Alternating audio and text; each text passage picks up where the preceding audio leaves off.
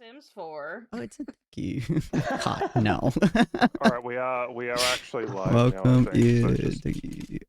why is it always the wrong screen? There we go. Oh, why is it always the wrong thing?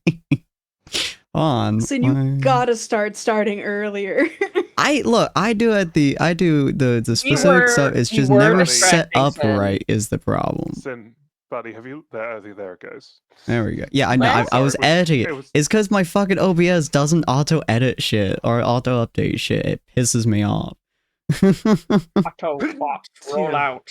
Okay, there we go. I think. Let me mute it. And eventually I might pull out poll. Oh, yeah, I might start this an hour early. So it could be interesting.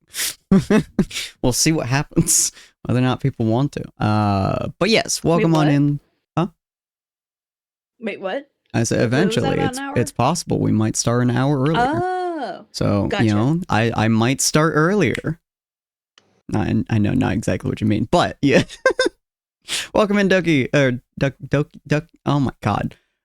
Ducky and Doki. Jesus Christ. Two similar names. Who are we here today with? Welcome in, Rose. Congratulations on getting first. Welcome in, Ray. Welcome in, Azario. Welcome in, Rose again. Welcome in, Ray. If I hadn't said it already. Welcome in, M. Welcome in, Pocket. Welcome in... Oh. Hello, Bunny. Welcome in the Bunny. Welcome in, Ducky. And welcome on in, Doki as well. I didn't fucking change your nameplate on. There we go. I had to move around Grail and shit. Grr, revolution, bad. Grr. Alrighty. Well, welcome in, ladies and welcome in. Greetings, dear spirits, and welcome to the Tables of Tartarus, a division of Purgatory Corner, where fate is bound by dice and stories are carved into eternity. I'm your storyteller, Sinspeaks, and we're here with a wonderful, fancy group of folks. Hello, everyone. Hello. Hello, I had Revolution. To cat. I am Grail. Just kidding, I'm Bunny. Hi. We're all Grail now. Take your seat at the table, my friends, and let us threads of destiny unravel before you. Every story belongs somewhere, and here your next chapter begins. Since we are currently in a crossover episode, I'm not really able to have everyone's names out. Normally I would have Grail do this, but he's not here at the moment, so we shall see as time goes on. Unless Grail is somehow in the chat. Apparently not. Alright. Wait, I know. Let's talk about the monarchy. Hi, Beast Gods. Talk about the what? The monarchy. Summon Grail. Talk about the monarchy. Aren't that bad. We do have Percival Pride here, so the seething rage must be felt by Grail.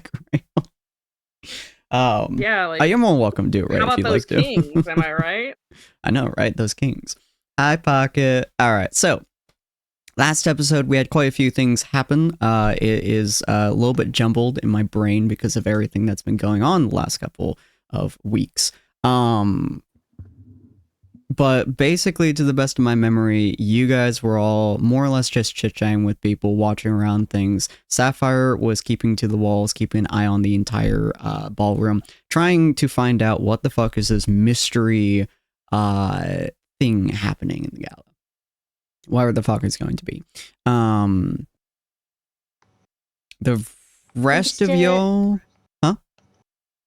Callista and Grail had a beautiful dance. Yes. Love that. Ortis was Mel's gambling. panic attack. Right, Ortis was gambling. But unfortunately, Yeah. I forgot about Ortis gambling for a second. he spent 3 gold pieces. Ortus got some sweet pieces from Damien, some sweet gold pieces from Damien, walked into the gambling room, managed to roll a natural point, lost every single fucking bit of money I had. Ania, I don't quite recall what you were doing that time. Ania geeked out with Damien. That's right. About alchemy and potions. Yeah, we were being potion keepers on main. Y'all talking about potion keeping. You guys had talking about plants. About plants. Callista had wandered off into another room, having kind of a panic attack. Unfortunately, she's not going to be able to be here today. as she has some IRL stuff to do. So I will find some way to deal with that. But it should be pretty Yeah, so interesting. how are we gonna resolve the she blinded and deafened She can me? manually turn it Are we off gonna- if she Are wishes we gonna to. retcon that? Yeah, she can The manually spell turn it off magic. whenever she wishes to. Fine. So whenever she views like you would be in a relatively safe location, she would just turn it off. Or if she thinks it would be funny, she would probably just turn it off. Just depends, because she knows what you're looking at. She knows that you're looking at the church dude, so she can. Once Rev she can makes say it it in so you're chat. not staring at it, she will turn it off. Okay. Move to the gambling room. There's no church in there. Exactly. That But you're yeah, aware so Wall, Callista, and Grail were having a fantastic dance, literally in the goddamn sky, or second floor technically, of air, inside the gala room. The rest of you guys are kind of watching, and then a lady with a suit, like a full-on fancy mask, suit and tie and shit. I just realized I should not have my subathon thing here. I thought I turned them all off. I did not. But a full-ass suit and tie. Sabathon continues. God, no. Not for another year. Full-on suit and tie walks into the building with a what's the word? A sense of urgency that can only be defined as military movement. She is hardcore focused on a single target, and that target specifically was Callista, for some reason that you guys are not sure about. Damien has split off from Ania to watch this insanity going on to make sure she wasn't going to straight up kill Callista. And then once he realized that she was having, she was specifically watching Callista, I believe you walked up and were like, "Hey, Buds, you're being chased." Yeah. Mm-hmm. And then Like, you saw, Grail, we gotta protect the small one. and then you basically saw the devil. Excuse me. Oh yeah. So, Mel's panic attack is over, and Damien's has just begun. yeah, Mel came out of her room always as having a panic attack. Mel came out of her sideline area room thing in order to she saw the girl in a suit just absolutely fucking charging towards Callista, having now been blocked by Ortuz, who realizes that she's being, charged, instead of him getting the money off the floor, which he was very happy to get, as after Damien tossed money on the floor. Well, no, that was Grail. Oh, was that Grail? Was that Grail? Yeah, Grail threw the money. It was Yes. Grail. Oh. Clever move by Grail. I keep forgetting that Grail has money. But yeah, That's so a lot of money. You There's a fool, lot of we money. all have money. Yeah, we have a lot of money now. Apparently. because you guys have so much money, I had to calculate how much fucking money you have. You still haven't told us how much money we have. I haven't had the time. My master's has been kicking the shit out of me. I'm actually almost caught up, so I Well, should be able to do learn that to sometime next bluff. week. Get your priorities straight. Dungeons and Dragons is more important than continuing your education. I know, right? on, God, how everybody dare knows I do this. that? But yeah, so as of the moment, as of the time right now, the ambassador has walked down the stairs, has shown off the fact that she is perfectly healthy. Now that the dealer's hand, which is the king's group, have given her the antidote to the frost. We got hands. Frost something. Was it Frostbane's potion. Frostbane? Was Frostbane it poison. was it Frostbane? Yeah, it's frost. Well, it was something. Oh, Sure is now. oh, the Heck turd to you, Frostbane. What the fuck it was? Yeah. But yeah, so she's cured from the Frostbane, or what the fuck it was called. I kept it so good for like 10 sessions, and now it's gone. Did you? I did. I had the same Everfrost word. poison. Everfrost, thank you. No, it was Frost something. It's in my notes. Thank you. But she was cured from the Everfrost poison by the king by the dealer's hand. And at that exact moment, Dakota ran out the fucking doors like a bat out of hell, joined by an elk popping up just at the doors, covered in vines and shit. And the 9-foot tall cryptid jumps onto its back, pulls up the astonishingly beautiful Asimar onto the back of the elk, runs off after Dakota, followed immediately by the Silver Dragonborn, Penny, as well as Grail, who sees all that happening, sees another Aasimar, looks at his companions as to the fact that they are no longer in immediate probable danger, and bolts the fuck out of there to see what the fuck happened. So with you I'm guys, surprised he left the king. yeah, no, he wants to punch the king in the dick, but the Aasimar is harder to find than the king who is actively making himself known. So, but yeah, so at the moment, doesn't talk. You will get to next time. Don't worry, Ray. But at the moment, Ania, I believe you said that you were walking directly up to Percival, because he got his name literally stuck in y'all's heads. Ortus, I took offense to that. yeah, Ortus is staring down the lady in a tie. Although he's significantly larger than she is, it feels like it's like a staring contest between equals, as terrifying as that might be at the moment. Callista is in the back next to Sapphire, holding on to Damien, as Damien is having a massive panic attack, and Mel has come out of the courtyard and is staring down the absolute insanity that's going on, as Elysia is desperately trying to get things back in order in some way, shape, or form that isn't everyone having a panic attack over people running everywhere and a giant staring down a chick who is in fancy clothes. Who would like to go first? Yeah, she's like, Jesus, I just came down the stairs. Yeah. Y'all need to calm down. It's like harmony and peace. What the fuck? So who would like to go first? Well, I am currently unsure of where Damien even is or what's going on with Damien, so I will let y'all figure the rest out. That's 'cause fair. I That's don't fair. know. You would be about 10 feet away from Ortus, staying next to Callista. Although you can't see or hear anything, so you're just relying on Callista not dropping you at the moment. Yeah, I don't even know where Callista's taking me. Like, Oh, she's just standing next to Sapphire. Although she could probably bring you into the gambling room, but I think she's waiting to see what will happen with Ortus first, to see whether or not this is a danger moment. So, Ortus, what are you doing? You're staring down this relatively pretty lady inside of a suit. She looks particularly pissed. Okay. And you're standing across from each other as she is clearly trying to get to Damien and Callista.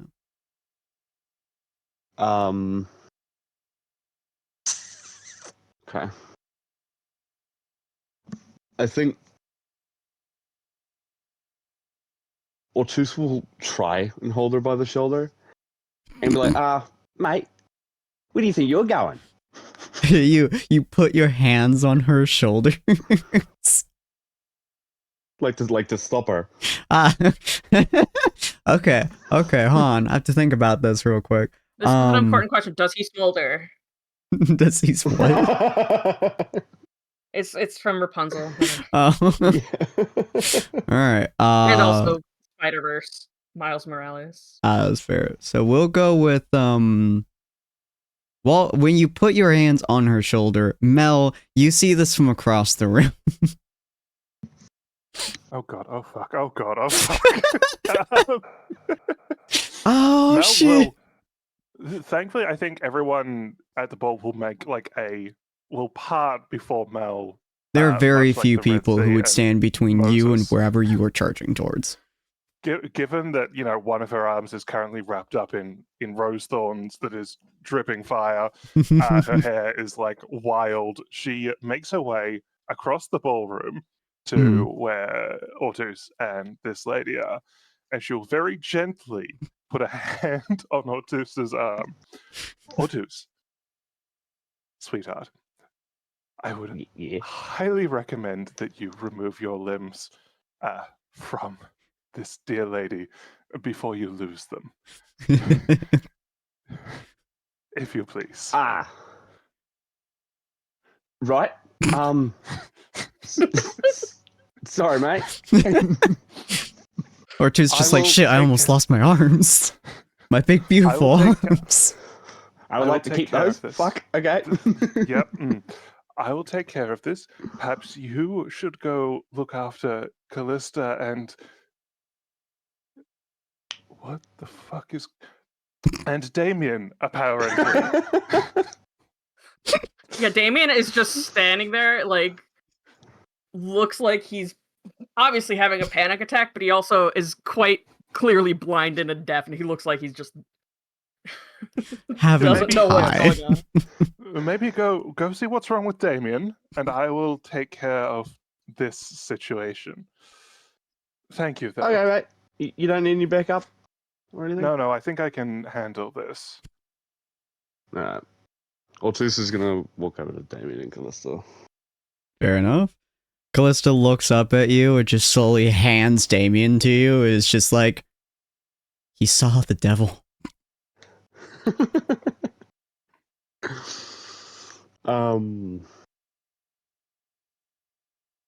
Okay. Damien, you alright? She turns He off does not his respond. blindness and deafness. Oh, So now all you're seeing is Artus's big ass abs. Ugh! He definitely gets jump scared. And jumps. Jesus Christ, it's abs. I need to leave. I need to get out of here. Immediately. I need to go. And he starts looking towards, like, to find a door. He saw me. I need to go. But I need to go. Alright, well, I can make the crowd move out of your way if you want. No. I cannot draw any attention to ourselves. And Damien is gonna beeline to the nearest doorway, whether or not it is the exit to the building. He's just gonna get out of this room. Fair enough. The nearest doorway would be technically the gambling room. If you want to get out of the building, it would be the... No, he's going to the gambling room. Not right. Hooray! It's like probably 10 feet from you. The door is right there. So you just bolt in there. Or two, you're just seeing Damien run into the gambling room. That's a good idea. Gambling's fun. And he follows Damien. Jesus Christ. I love R2 so much. Sapphire, you're also standing relatively close to them. You're just kind of hearing and seeing this all go down with each other. That Damien just freaked the fuck out and running into the gambling room. What would you like to do?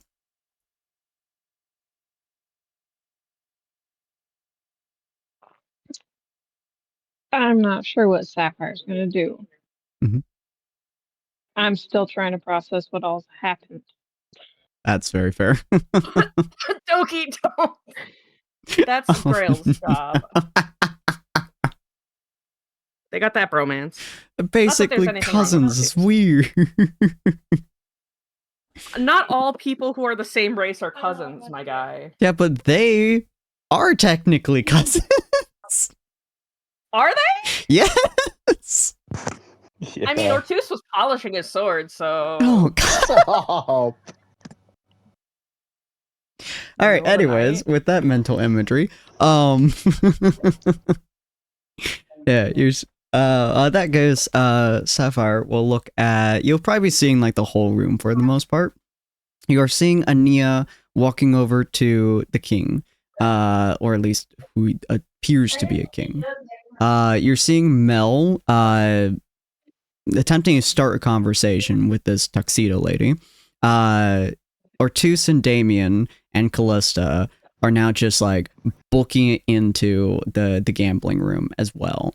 The Elven ambassador looks concerned, slightly annoyed, little bit peeved at the whole situation, and is attempting to rally people to a sense of calm and consistency, as the whole group is concerned about A, the people running, B, the door having been busted open by Dakota and it's just kind of like slowly swinging back and forth. C, the giant elk that had appeared that's like 9 feet tall earlier. And also the fact that Mel just has roses covering one arm. They're just clearly stabbing into her arm. They're very concerned about a lot of things happening at this exact moment in time. It's fine. Is there anything you'd like Sapphire to do, or is she just going to be just observing just a little bit, seeing where she wants to go?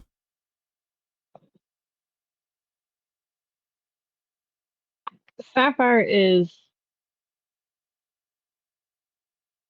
in all lack of better words, utterly baffled by what's all happening. That is a fair reaction. It's a very fair reaction. What happened with Dakota and the door? So after the ambassador had come down, and you know that the assassins were planning to wait until the ambassador was healed to start hunting Dakota. So she came down, announced the fact that she was healed, and Dakota apparently freaked the absolute fuck out and ran outside, and everyone started chasing him, essentially. Well, 5 or so people started That's chasing him. understandable. Hmm? That's very understandable, actually. Yeah. The moment that Dakota saw, oh god, she's healed, it was the immediate reaction to, oh fuck, I'm dying. So he booked it the fuck out of there. But since he had so many people following him, you assume he will either be probably taken care of, or you'll be hunting someone down to death in here in a minute. Yeah. Um. Mhm. Yeah, I don't know if she's gonna do anything. For sure, she's questioning on if this is all part of the trial, if one thing happening is part of the trial, and if so, which one? It's true, yeah. All right. Well, And yeah, she's just so confused about all of it. all right, you're just kind of standing there, desperately trying to organize things in your head, trying to make sense of what is and is not a problem here. Because for the most part in the gala, everyone seems to be relatively calm given the circumstances. Although they are giving Mel a great large berth, as she's terrifying, and the Suxil lady is even more so terrifying at the moment. But aside from that, Alicia is desperately trying to keep everything calm and orderly. All right, well, that happens. We're going to look at Mel real quick. Yeah, so after Ortiz starts walking away, she looks at you. It doesn't say anything at first, just looks you over with her arms folded in front of her. Mel will. So a couple of things. First, the band is just standing there, right? The who? The band. Yes, the band is just standing there. They're Fantastic. debating. Mel will gesture to the band to start playing some music. All right. They are very confused, but they start moving into a elven gnomish blend. Fantastic. Mel extends a hand and smiles at the lady, but it's not quite a full smile. Mm-hmm. Come, if we're going to discuss things, let's at least make sure we can't be heard. She raises her eyebrow for a second before she just kind of takes your hand and starts following you. All right. Mel will start dancing with Okay. this lady. Power move, honestly. She God, I wish that was me. she follows your lead for like 2 or 3 steps before transitioning into her taking the male lead dominant.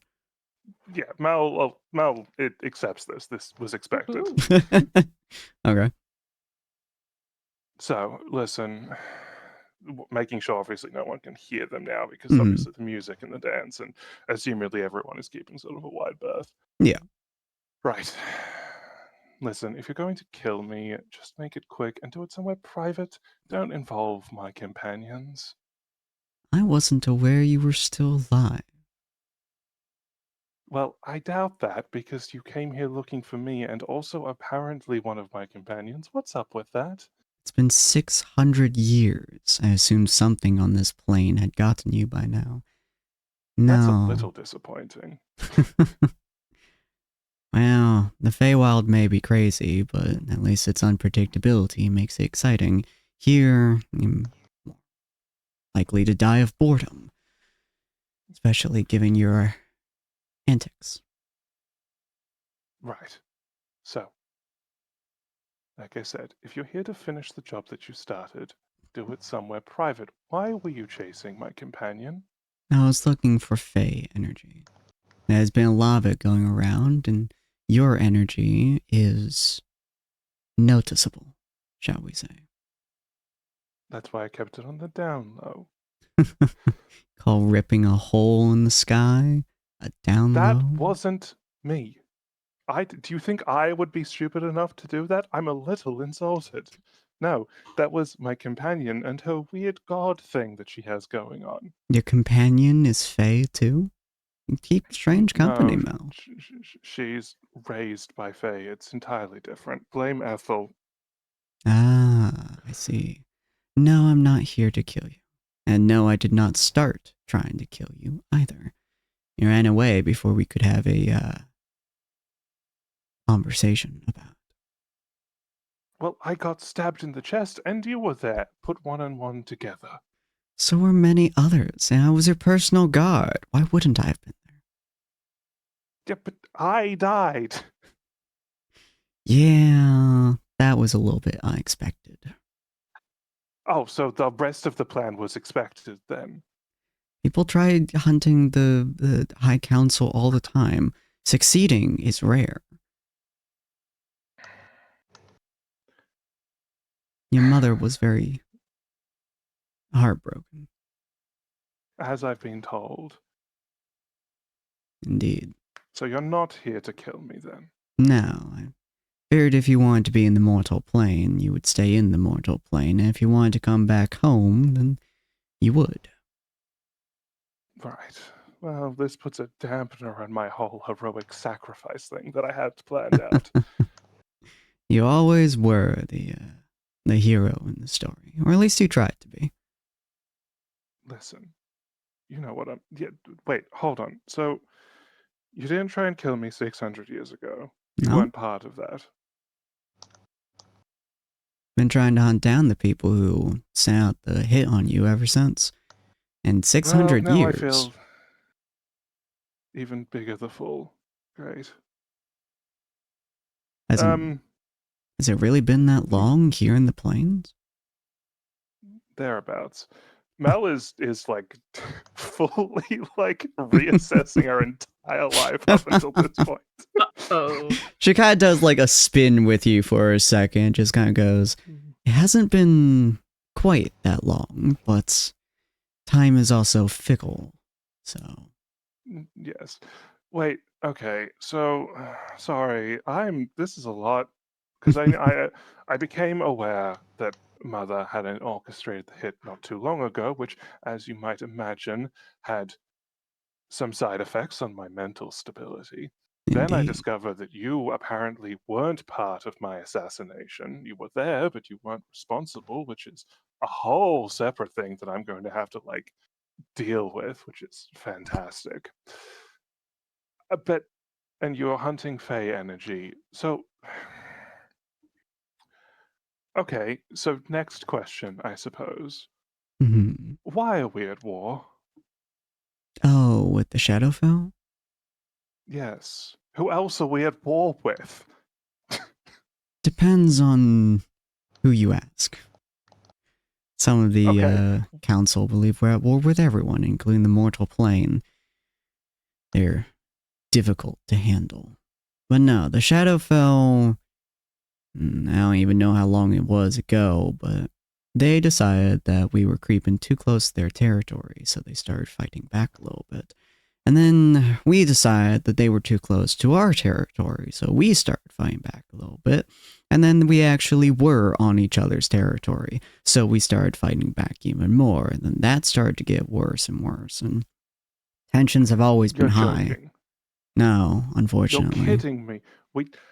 I'm going to have words with Mother at this rate. It's difficult, but your mother and your aunts they haven't really been on the best of terms in however long you That's mortals no think. reason to spill this much blood. After your assumed death, which, considering you had left, I didn't quite let on the fact that you were reborn. Well, I did fucking die, yes. Yeah. After that, your mother, well, to say she didn't take it well is an understatement, and she wholeheartedly believes that someone from the Shadowfell put the hit out on you, and, well, to say that she will stop at nothing to get their head is even more of an understatement. Just like on the verge of screaming in frustration. Right. So, great. Awesome. Do you have any leads on who tried to kill me? Perchance? Few. We know that they are... Well, they have the power to make people their... What do you mortal? Well, what do mortals call it? The ones who gain the powers from the people, the godlike creatures. Gods? Oh no, not the clerics. Those are rare enough. The other ones. What, paladins? Like what? No, those are oaths. The ones who have like the godlike beings who give them powers. It's been a while since I've done like one. Warlocks and patrons. Yes, that's the word. We know that they are some kind of patron, or at least pretending to be one, and they're currently squatting in the Shadowfell. That's about all the knowledge that we have so far. Also, one of the reasons why your mother is desperately trying to rip a hole into Shadowfell, which your aunt is not happy with. Right? Yes. No. That would. But okay, wait. What? Why tried? Okay, so obviously, like, no, I'm still confused as to why they killed me though, because yes, obviously, mother cared for me, but like, on the surface, she didn't. Well, you were difficult. I know. She like starts chuckling a little bit as she goes, "Yes, your mother wanted to." Shall we say, set you free in a way, and disconnect you from the ties of the Feywild, since you weren't really all that well in the council. So she had you marked as the council sucks. Just a little bit, but she had you marked as a target, but very explicit instructions to make it so it faked your death, shall we say. Which is also why you had less guards that day than normal. Pretty much I was the only one around. Great. Awesome. I have a lot to think about. Unfortunately, whoever took that assignment, they didn't seem to care. Right. So you came here sensing the Fey energy, which is why you're looking for my companion. Indeed. I figured that if you were still around somehow, you were probably either being forced to use your Fey magic, or I could hunt you down and find out where you are and possibly return you home if you wanted to. I can't return home now. There's too much at stake here. Something is going on. There are dark forces at work aiming to, I don't know, revive a dead god. Oh? Beneath our feet, beneath this city, is something akin to a dead god. Its blood is being used to commit various crimes, and I think that I am needed to stop it, at least in some part. But I also need to stop this war, or at least help stop the war. Well, that's also one of the reasons I'm searching for Fey energy. Listen, I assume now that you've found me and I've confirmed some of your suspicions, you'll head home, yes? Indeed. The only one else who I'd be hunting for is, well, the one who... You know, ripped a hole in reality? No. I assume that was your companion, if anything. Yes. Although, that would be a trouble if we left her alive, but she's with you, so I assume it should be fine. I'll keep an eye on her. No, do you remember that old seer a long time ago? She was part of the council. Yes, I know her. Yeah. She had a prophecy at one point, which, well, your mother got so Involves angry at me. her, she threw her out. If I recall, 1 second while I pull up the prophecy. I remember part of this out of character.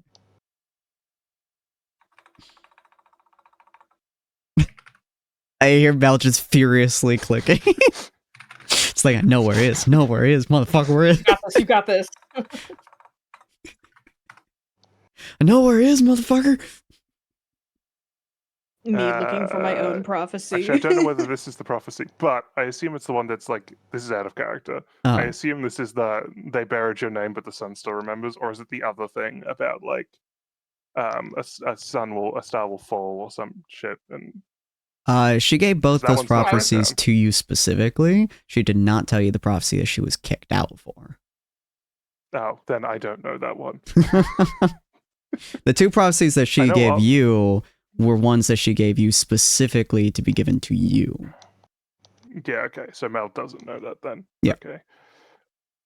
So yeah, she mentioned I have spoken to her. She mentioned Oh. a prophecy that got her kicked out of the courts. Indeed. She was difficult at times, and she very much so wanted peace between Shadowfell and the Feywilds. But what she was How dare she?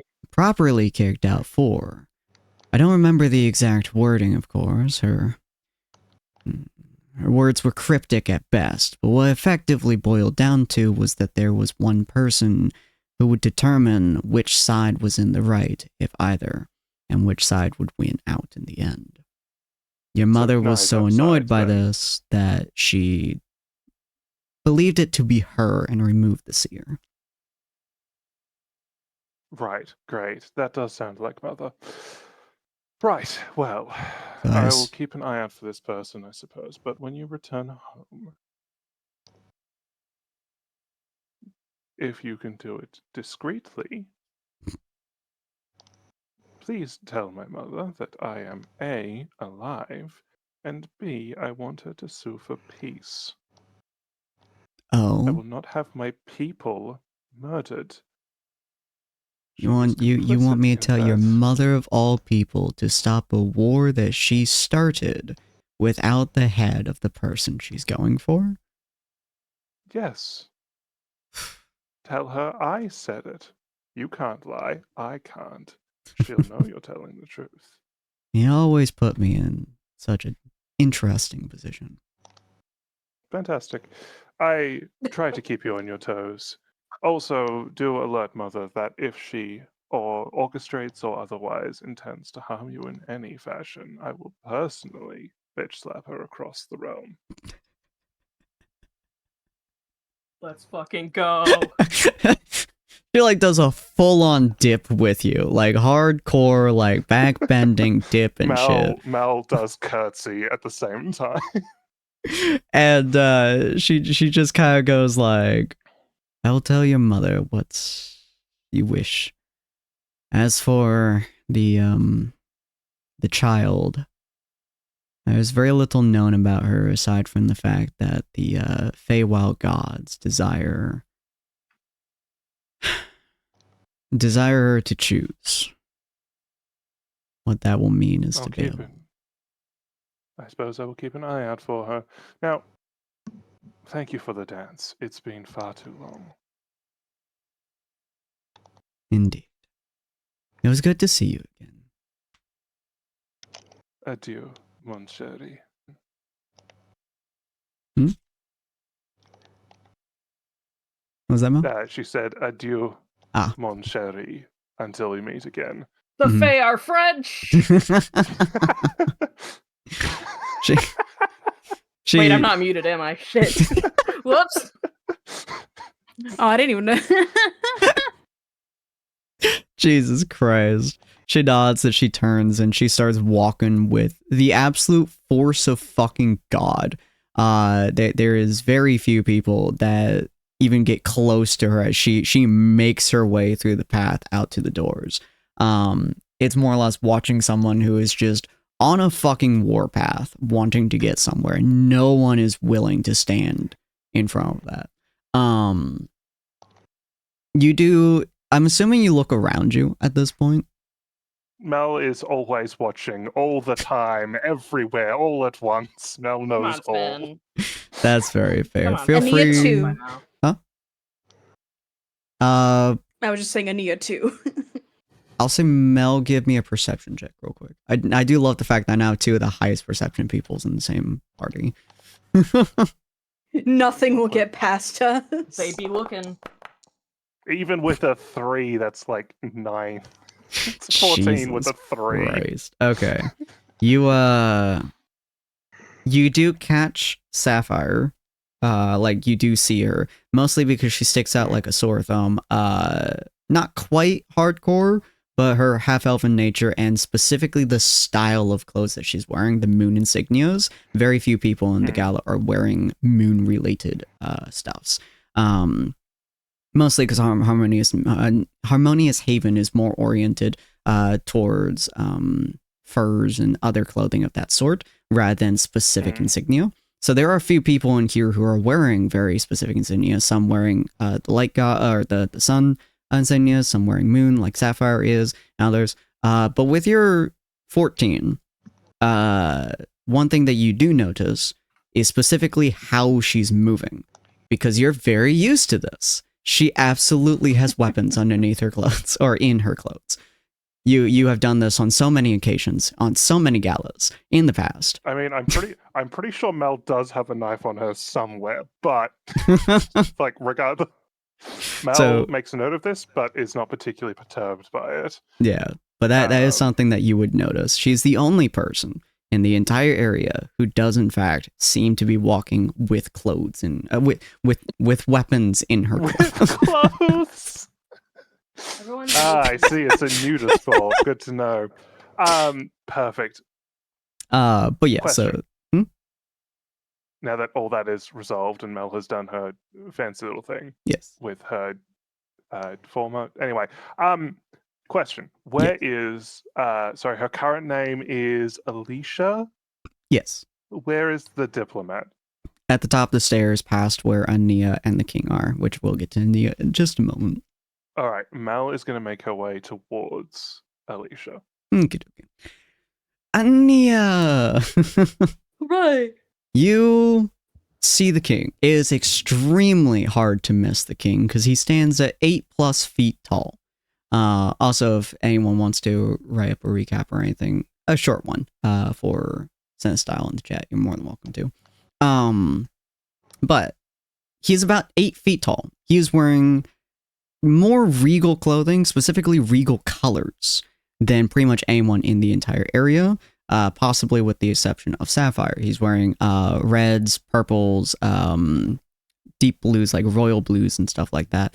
And it's just, his clothes just scream out like, I am above you, more or less. Right, right. As you walk up to him, he kind of like looks at you and looks down at you. And even the way he moves and he talks and stuff has a for lack of a better term, hoity-toity way of movement.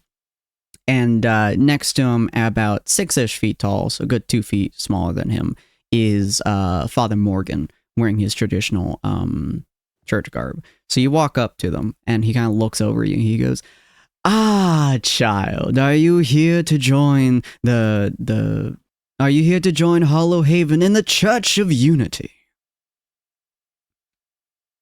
So, Alicia said that if anyone wanted to introduce themselves to the king, they could. So her walking up's totally fine, right?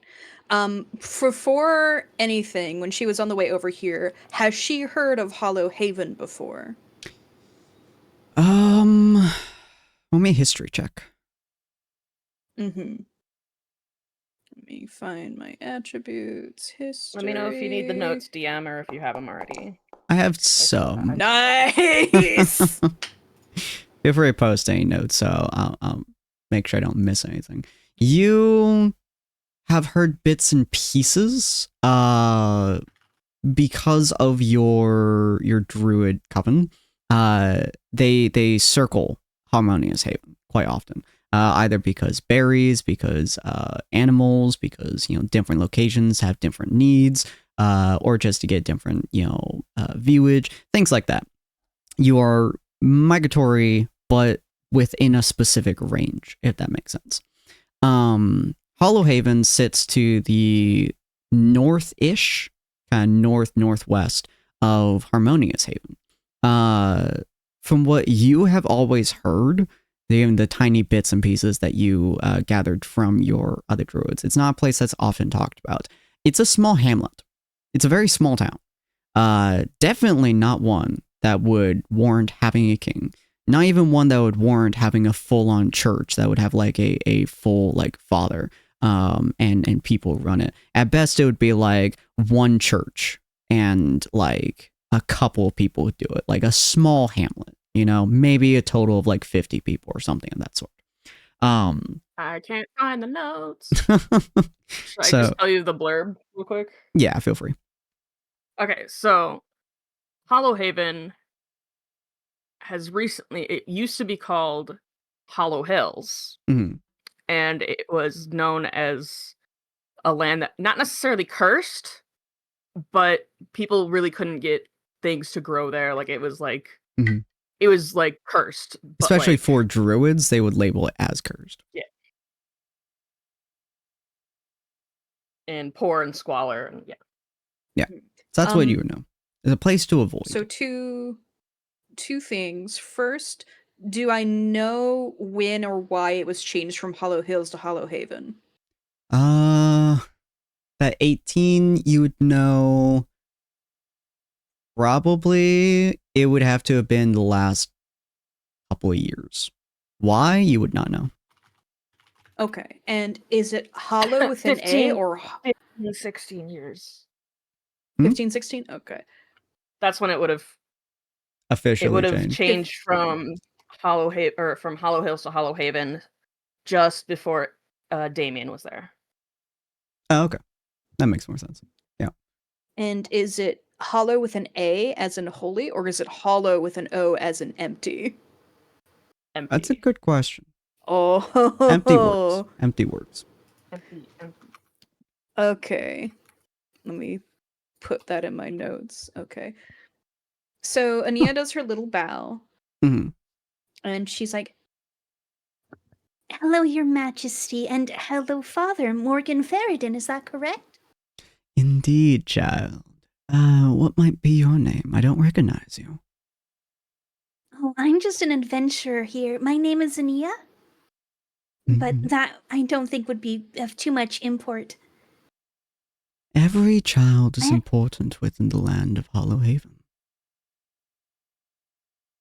"No, that's very gracious of you, though I don't think we're in the land of Hollowhaven right now." You are very correct. "Well, Your Majesty, I just have a question. Or perhaps I should better label it as a request. Could you," and she like taps the side of her head, "please undo whatever sort of magic or effect you just did earlier when you announced your name, please?" And why would I do that, little bird? "Oh, because I'm asking you, sir." You see, like, you can see the cogs in his head turning as he just kind of like looks at you, a legitimate look of dumbfoundedness as he's trying to contemplate the idea as someone just walked up and asked him that. He just kind of goes, huh. No one has ever asked me that before. Very few of them actually recognize that is in fact implanted. Interesting. Are you sure you're not special, little, what'd you say, bird? Oh, that's a lovely moniker. Thank you. Well, I am a druid, so maybe I'm just more in tune with my own energies and such. A druid, you say? Not the most common around, but not the least. I suppose I can. It's rare that one asks, so he kind of like snaps his fingers in front of you, and you can now choose to forget the name if you want to. It's just one of those names that's in your head now. Okay. She's not going to choose to forget it, but as long as it's like a natural thing. Yeah. Now, like because she's not going to forget it now that she's associated with this minor trauma that she's hiding, but it's natural, like it's just a normal remembering. It's like, and she'll do another bow. Thank you so much for your graciousness, Your Majesty. Ah, you know your manners well. Ah, you are fascinating, bird. You should come near Hollow Haven one day. We would love to have you. Oh, I have to go with my party, but maybe one day if my party ends up going in that direction, we'll visit. The more the merrier, I always say. A whole party? For us? Ah, we would love nothing more. And Anya does a little laugh because she assumes it's like a joke on the play on the word party. And she continues like, I'm so surprised. I remember Hollow Haven being just a little hamlet in the past. You must have done great work to expand it as you have. The father, Morgan, says, indeed we have. It used to be so small back in the day when I first went there, and I first traveled and journeyed, and it was a hard town. It had very little with it, and there was so few who were able to get by. The land itself was considered cursed even. So I took it under my wing. I took care of it. I nurtured it back to health. And as time has gone on, we've had so many of our flock fly into the hamlet, build it up, and Mr. Majesty Percival here, or Percival here. Or you say Percival Pride? Oh, and I have to think about it. Not sure what the terminology he would use is. I'll go Majesty Pride here. Has been so gracious to come by and help and journey and collect all of our flock. Without him, it would still be just a small hamlet barely rising above its head. But with him there, collecting birds, is now so much brighter. And you will do another little bow. Like, I wish both of you in Hollow Haven to continue to have good fortune and prosperity. And we wish the same upon you, Ania. Your name will be remembered.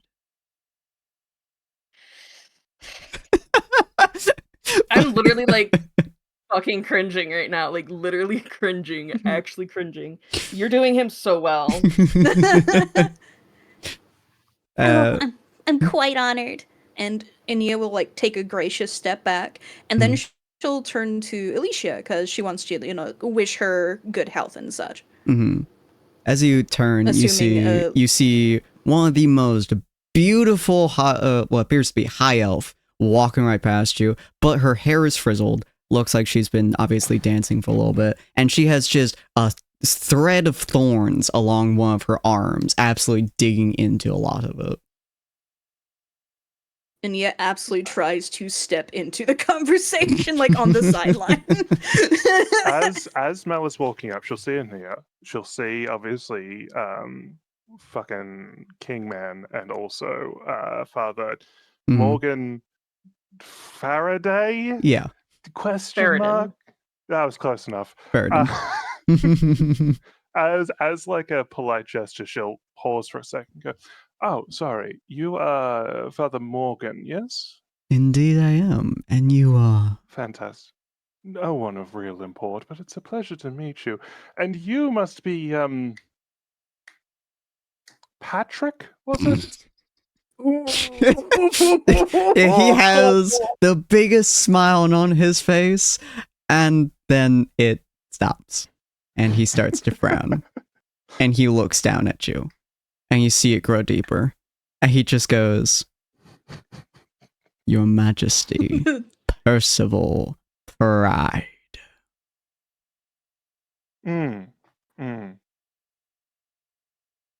Sorry, did you No, this is say... Patrick. No, it just doesn't stick. I'm going to call you Patty, if that's all right. Now, it's a pleasure to meet both of you. What'd you say, Neil? Ania's like politely covering her mouth. You see all bravado. Oh my goodness me. Hello, Astalith. It's good to see you. God, what is that? 10-hour, 11-hour stream? Jesus Christ, my man. As the stars have landed. Very good timing. We're about to get into an interesting, potentially a fight. God, I really need to take away those subathon timer thingamabobs. Remind me to do that at some point, someone. But possibly someone's about to get subathon timers. someone's about to get either head patted or punched. We'll see. But a portal has opened and new spirits now echo through the halls. Welcome on in, travelers, and thank you so much for the raid, Estelith. It is always wonderful to see you. I'm truly honored you chose to share your community with me tonight. Please be sure to get yourself some water, food, and rest. Streaming is no small feat, and your well-being always comes first, especially when you stream for that fucking long. You're more welcome to raid and run if you need to, or you can raid and stay, and we'll see the insanity that arises from that.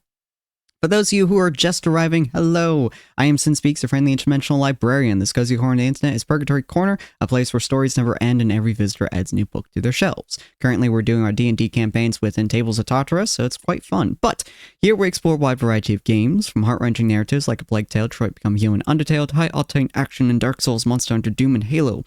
We got silly co-op chaos in Castle Crashers, Gothic Friends, and Phasmophobia, plus indie gems like Celeste, One Shot, and Slime Rancher. I'm all about immersive stories from solo and laughter-filled collabs with friends. Beyond gaming, I'm a storyteller at heart. I write books based on my D&D campaigns, such as this one or its sister campaign on Fridays, and I direct voiceover dubs for visual novels. I'm also stepping into narration myself. Many have told me that my voice brings some sense of peace. Perhaps you'll feel the same. You're welcome to stay and find out. So welcome to our library, where every story belongs somewhere, and this might just be where your next chapter begins. And as always, if you guys want to get caught up with everything that has been going on so far, there's our TTRPG VODs channel that has both this campaign and the sister campaign side of it. Alright, let me just get a drink of water real quick so I stop dying. And for those of you in ads, I do apologize. I realize you rated right when ads happened. Oh. Good timing, though. Or bad timing, I suppose. But yes, he just kind of like looks down, and like his frown just kind of grows as he folds his arms, and all sense of like that kingly, that majesty of interaction just kind of fades from him. And you see Father Morgan just kind of reaches his hand up and just gently pat his shoulder, and he goes, "It is typically ill-spoken for individuals to refer to a king with such disrespect, ma'am." Respect is earned when it comes to royalty, I find. And Kill Bill sirens go off. Unfortunately, I've yet to find either of you worthy of any amount of respect. I see. Well, that Bill is sirens get louder. as unfortunate to hear. I do not know what we have done to offend you, but hopefully is something that we can cross treaties with. I'm sure my companion here meant no ill will towards anyone in this gala, including yourself. What might be your name? Again, it's not really relevant, I think. But it's a pleasure to meet you, Father Morgan. And you, Patty. I'm sure we'll meet again. And Mel will politely curtsy and make her way over to Alicia, smiling at Ania as she passes. Ania, like, So Ania is positioned so like her side is one of her sides is facing Percival and Morgan, and her other hand from her other side gives like a quiet thumbs up where they can't see. You just see fucking Percival just like smoldering. He's so pissed off right now. He just like looks away from you, not bothering to even interact with you. As you walk up the stairs to Alicia, she it's not quite a smile that she gives you. It's more like a look of both irritation and entertainment at the same time. Mal will smile genuinely as she walks up the stairs before, without really any pomp or circumstance or anything of the sort, just steps close and pats Alicia on the head. And without missing a beat, she'll and it's weird because obviously she pats her on the hair, but it doesn't disturb her hair in any way. Like she's clearly done this with practice.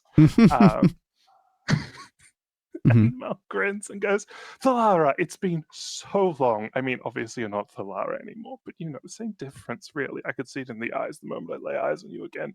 It's so good to see you. She like looks at you for a good moment, as you can see like her eyes flickering as she's clearly trying to like scroll through memories to a degree. A lot of high elves do this when they meet someone from their way past, but most high elves meet other high elves when they do this. But you do look like one, so she's like having to scroll through memories, and she goes, "Sorry, Mel? Hey, babes." Ania is trying to stay within earshot without offending them. She's trying to be nosy, a little bit blatantly. I love that for her.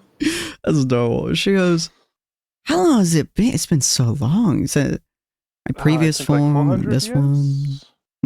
I think it's like 400 years or so. That would about fit it. I see, you don't look a day older. I try not to age. You know how it is. You've done well for yourself in the current life. I try my best. Well, I got stabbed, so that was unfortunate. You did get stabbed. But I've been told I have you to thank for curing me.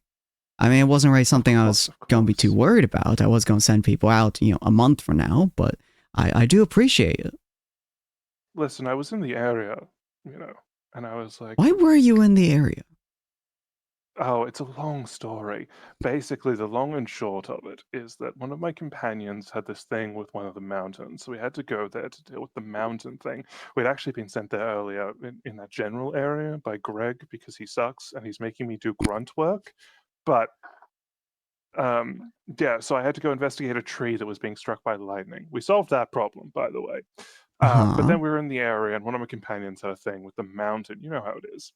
Children and mountains, very strange, but I understand some of the aspects of climbing. Anyway, so we went to the mountain, and I was there, and I was like, hey, the mountain is where you get the cure for the Everfrost poison. I might as well take care of it while I'm here. Of course, I didn't realize it was you at the time, but, now I feel even better about the whole thing.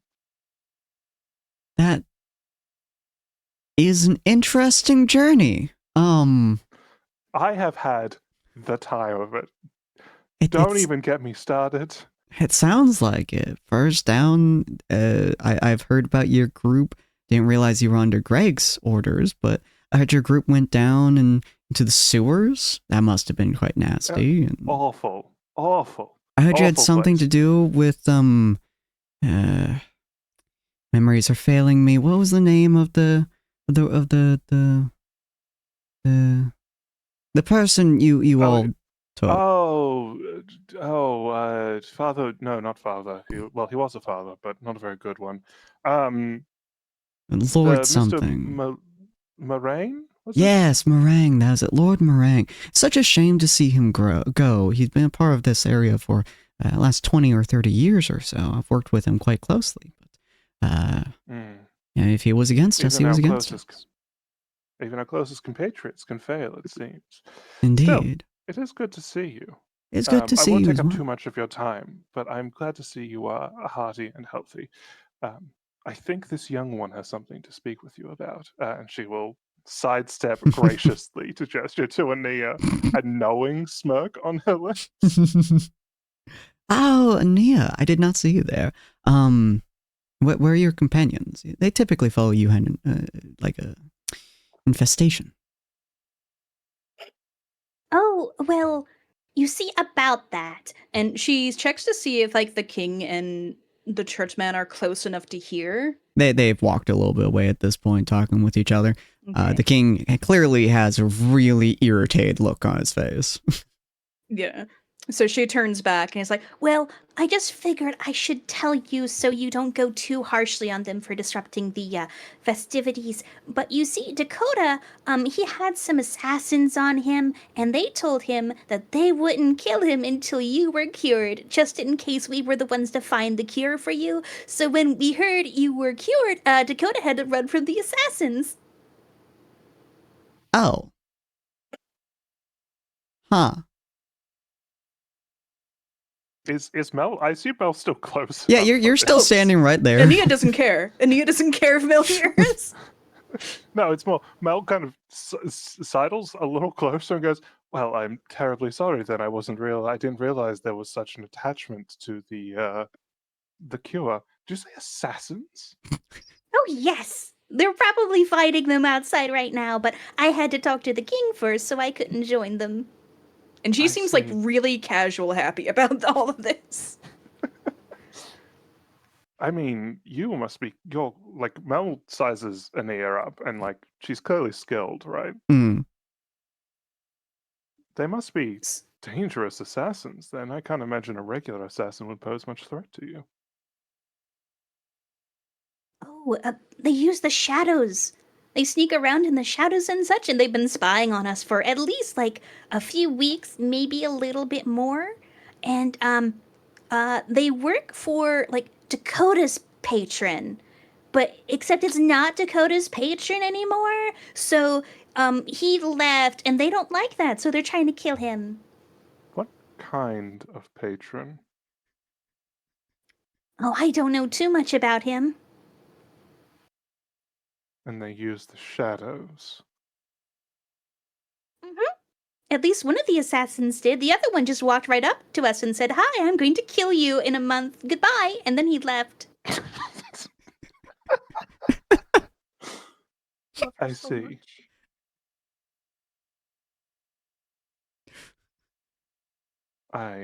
That's very interesting. If you had brought it up to our guardsmen, especially the captains, they probably could have assisted you. Oh, well, we thought we had a whole month to prepare. Not that I'm not happy to see you well again. I'm very happy for your health. It was just quite a shock. I was assuming I would also be healthier in about a month or so, or several, once your group would have gotten it. But Mel's group has done wonders for me, yes. I think that's wonderful. You were very focused on your work, and especially in these trying times right now, you need to be at top health in order to take care of everything you want to.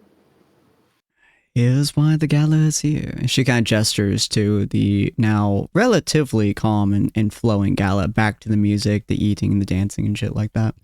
And it seems to be going fairly well. Oh, yes, this is my first gala I've ever been to. So, aside from, having the name implanted in my brain and all that, I'm very happy to be here. The what?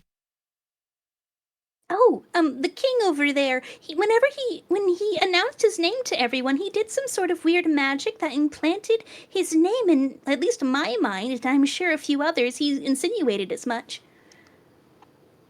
Huh. I see. I don't recall such an effect, but Oh, well, you are 400 or older than that. I'm sure you're too strong for such a thing. all circumstances prevented. Either way, it did seem to annoy him quite a bit. Yes, I Oh, haven't I wish I had- could do that. I haven't had and she many... gestures to Mel. Sorry. No, you're fine. I haven't had many conversations with the king, but, well, his last name is quite, distinctive of his personality. But he was very gracious, and he released the hold on me when I asked.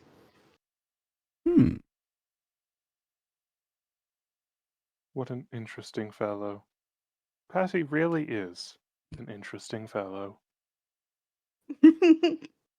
Oh, I wish I was able to just tell people stuff like that like you did. I'm not quite that powerful enough to do such a thing yet, though. I think you undersell yourself, my dear. Oh no, I nearly died a few weeks ago. Death is but a doorway. And you should know, child, doors work both ways. Ania thinks on that. It's like, They do if you have the key, but I don't think I do.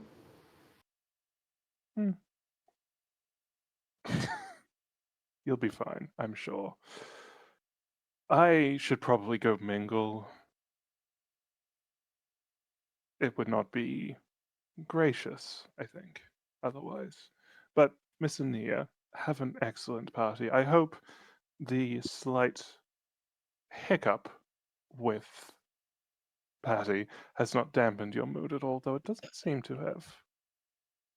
And Mel will curtsy to the both of them, and Ania will, before Mel goes off, it's like, oh no, seeing someone as pretty as you here has more than made up for it. Have a wonderful day.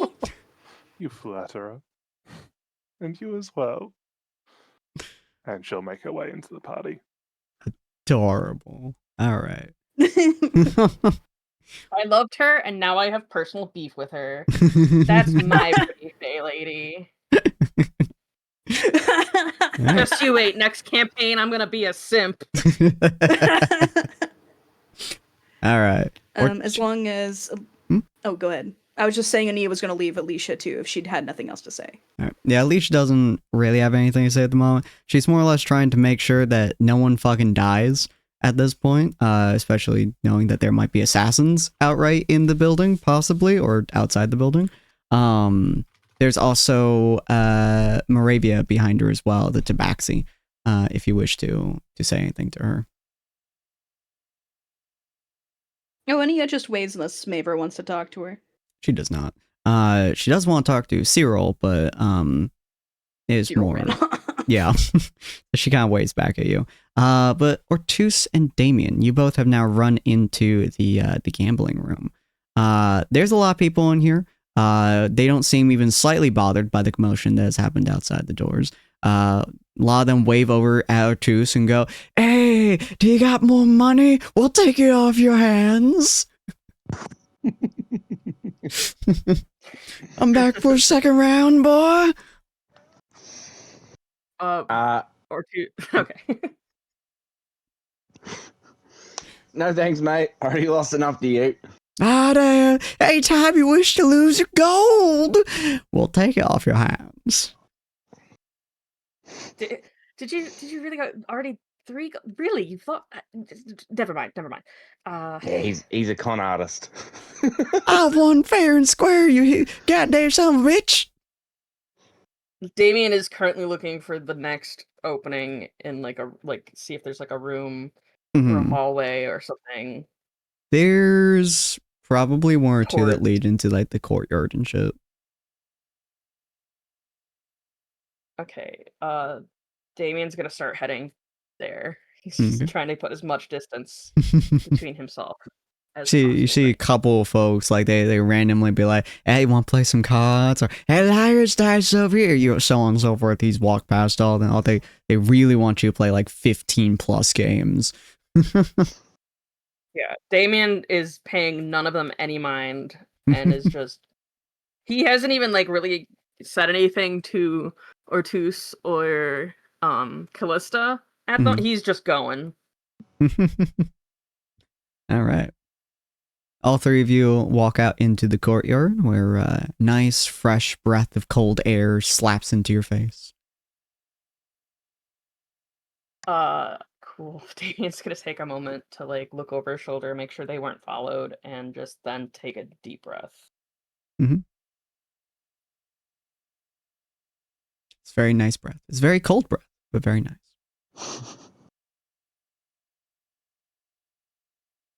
Do you say anything to Mortus?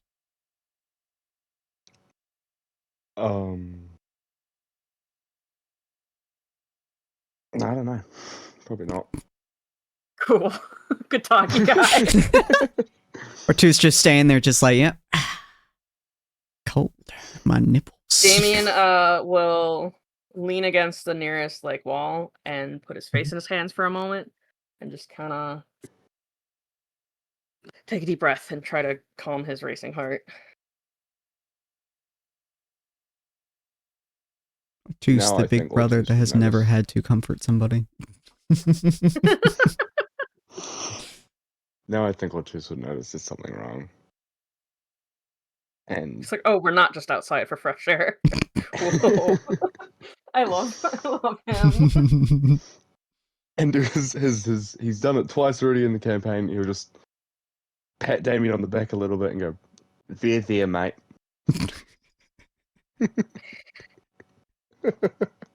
Damien sighs. The big brother pat.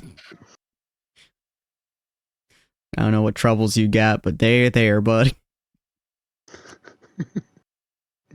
All right, I don't think I was spotted. Need to look for alternate exit. I can't risk going back through the main area at this moment. God, I don't even know. He could probably even sense me if I'm wearing. He's looked down at the magic cuff. He's like a little bit relieved, but he's just muttering to himself right now. You're hiding from someone? Yes. Yes, I'm hiding from the man who stood up and announced himself as king and his companion. I do not wish to see them, and I do not wish them to see me. But why?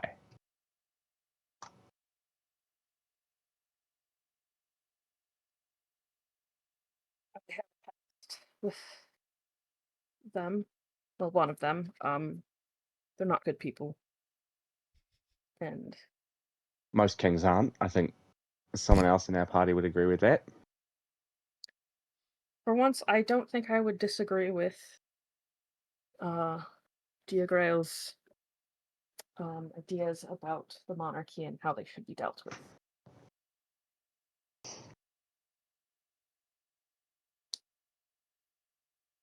Well, I think we should be alright out here.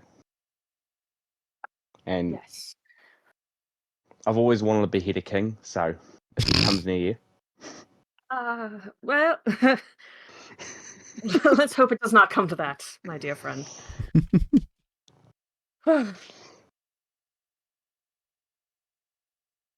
He's just still got the 1,000-yard stare. Good lord. Oh, and sorry about the money. I lost your gold. All Oh of it. no, it was. Yeah. It was for fun. It's fun money, you know. It's fun money. All money is fun. Oh, good I could lord. probably, if you really wanted to, I should be fine out here. I can give you some more. Nah. Coin. It's alright. I'll just lose again. You never know. You might have some fun and win. I don't No. really want to put a damper on everyone's neat party. Would Ortus still have his cigars on him? Yeah. Oh my god. Want to smoke, lad? Exactly. Well, I'd say now's a good time for a cigar. You want one? Damien takes one without saying anything.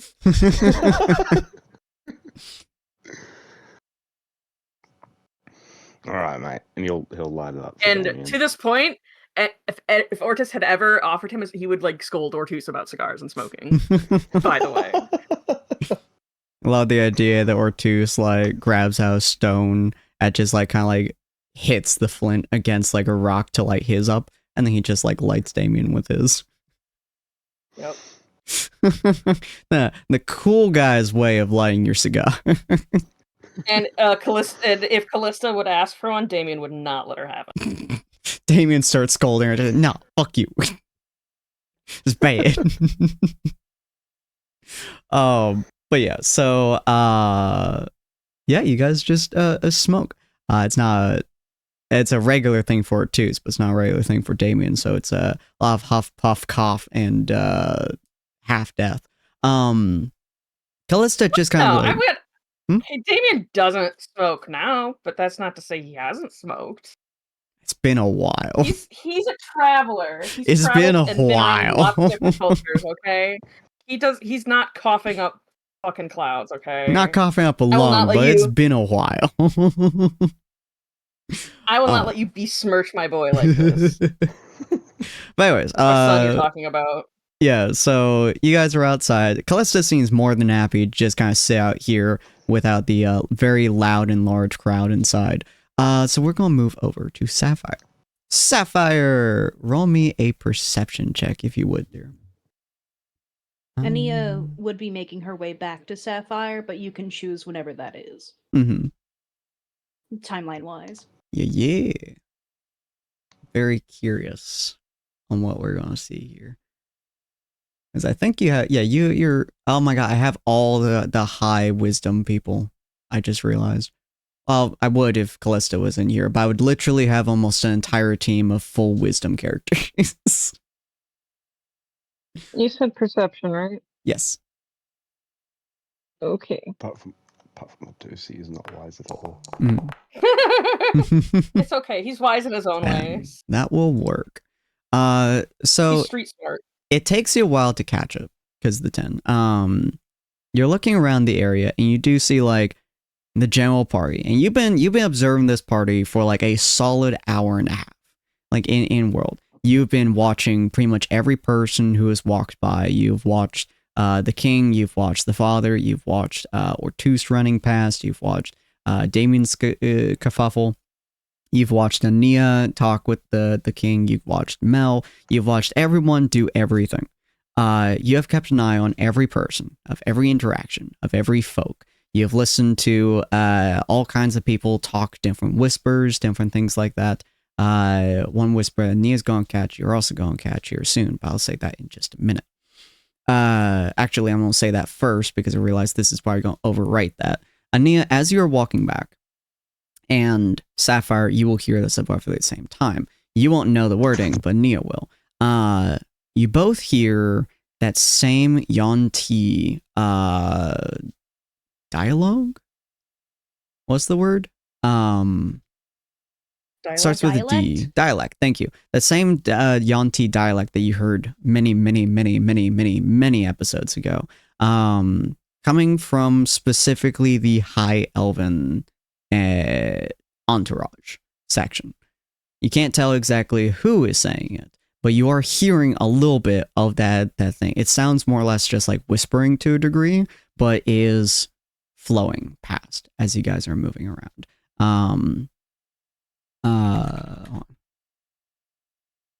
So you are hearing that as it comes on by. I'm assuming you both would just make note of it more than anything else at the moment. Ania is doing like a 90-degree turn and heading over there. Very fair. I was going to say Sapphire is going to do the same thing. All right. You're both hearing it from the Elven, the High Elven entourage, specifically. There are a lot of elves over there, specifically high elves, usually a little bit older ones, probably around 150 to 300. They came here probably to decorate the place for the most part, to add in a lot of high elven stuff here, to take care of Alicia and stuff like that. But they're a little bit away from everyone else. And they're talking amongst themselves, and you're mostly are hearing Elven, just kind of chit-chatting. Some of them move into Sylvan too, weirdly enough. But every now and again, from someone in there, you can't tell who Especially, feel free to roll me a perception check as well, Ania, now that you're actively looking.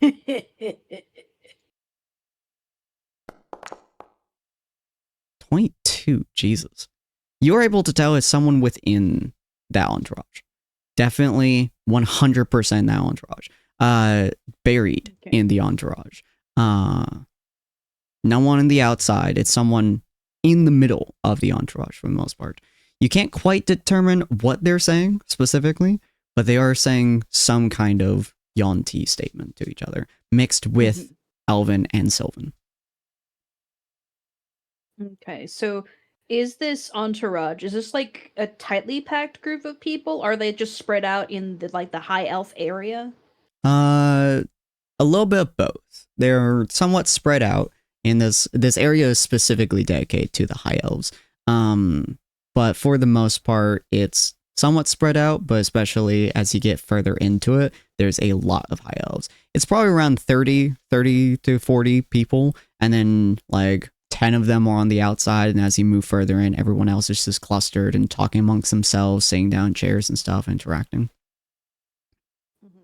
Ania's going to like, assuming that there's other people in this area too, Ania's going to make her way like still there, but she's going to reconnect with Sapphire and lower her voice like, did you hear that too?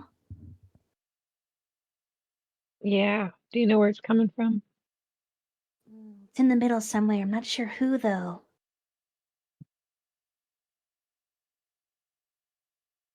Can we get any closer? We can. Have you heard anything about your trial yet? I've seen a lot of things happening. I don't know what pertains to my trial. I'm sure you'd know when you saw it. I guess we can investigate this until that happens. Let's just try to mingle. And Ania will lead the charge since she is full elf, visibly, versus Sapphire's half elf. So Ania will start to make her way towards the middle, casually. As you start making your way towards there, one of them starts to stop you, and they go, ladies, this is for high elves, not wood elves. Oh, my apologies. I just saw these wonderful decorations and wanted to come over here and look at them better. You all did a wonderful job. Well, we do appreciate your fine eye. We do have some of the best decorations around. You can clearly see, like, he's probably about 6'1" or so. He's wearing, like, a very nice outfit for the most part. And he's definitely, like, standing, like, full, like, straight back and stuff. And he's like, well, it was very nice that we have caught your attention. The rest of the gala is for the general population, but we have to keep things running. And we have to make sure that everything is seen, and it's kind of like the, what would you call it? Segregation. What would you all call it? The technical room, shall we say? Technical room? Yes. We're making sure everything runs smoothly. If there is anything we need to deal with in the background, we get it done. Oh, so they're IT workers. Like what? Well, we are watching over all the magic bracelets everyone has, determining whether or not somebody has taken them off or has left it somewhere. We can more or less track any of the bracelets by magical signature wherever we need to. We also have determined who, if any, are potentially going to have problems. We are watching over the lights of the area, making sure that if one of those goes out, we can fix them most immediately. If somebody starts having some fisticuff troubles, as one like you might say, we will step in if we need to, but half the time it gets resolved as is. And we're also discussing That's amazing. We're also discussing trade routes and trying to make sure that all the what would it be called? What would it be called? Supplies. And the supply lines are unbroken, as there are many things to do even as a gala continues. Oh, you all are doing great work. And So Ania's hit a point where she doesn't know how she can diplomatically get her way in, so she's going to like glance at Sapphire and give her a chance to take a different route. Okay. Like if Sapphire has any ideas. Sapphire's just gonna repeat the who, if any, are gonna cause problems as a question. Interesting. Okay. He's gonna say, well, we do have orcs, and where orcs go, often trouble follows.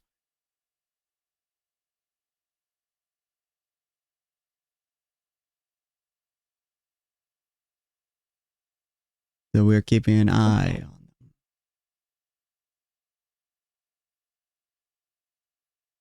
Do the orcs have a Anyone else? Pardon me. What are you gonna say, Neil? I was just gonna say, do the orcs have their own section too? I wouldn't want to bother anyone else's zones. No, only the high elves have their own section. As to if there are any others who might cause trouble, the gnomes like to get rowdy, depending on how many drinks that they've had.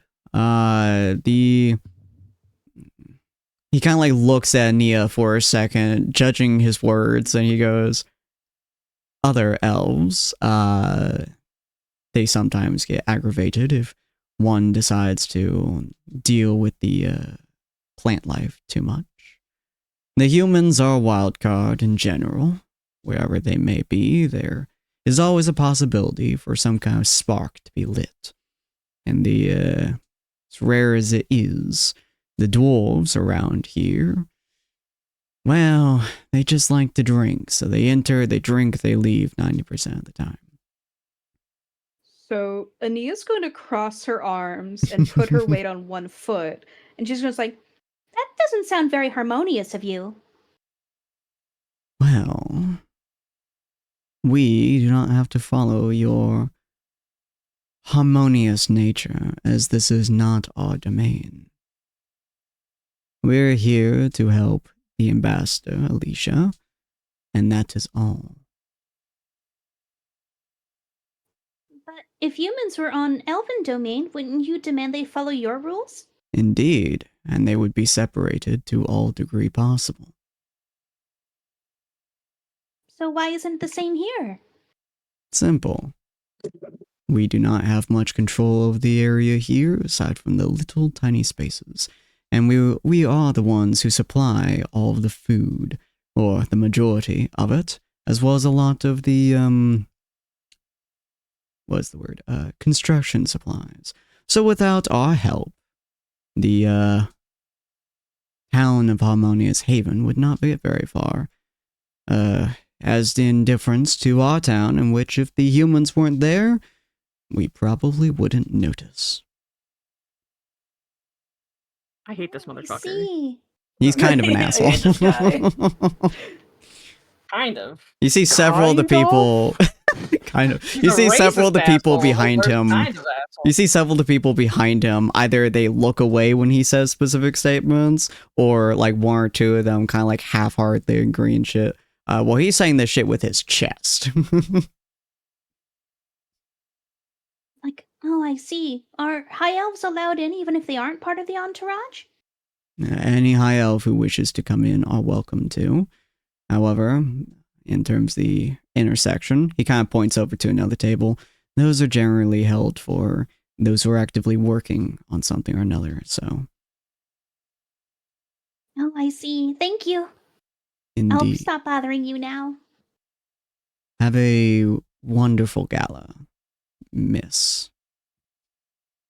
Ania does a little bow, and she turns to Sapphire and she starts to walk away and sees if Sapphire follows. Sapphire's sticking her tongue out at him behind his back, but then turns and follows Ania. Once they're away, as long as no one can hear, Ania's going to whisper to Sapphire, and she's going to be like, I could potentially get in, but it is risky. I don't really like to do it.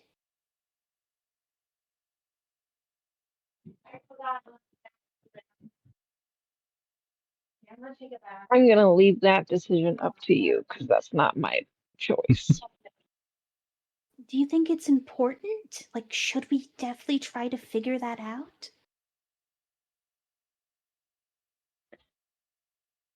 It definitely means something. I don't know if it's important quite yet. Like, we don't know enough yet.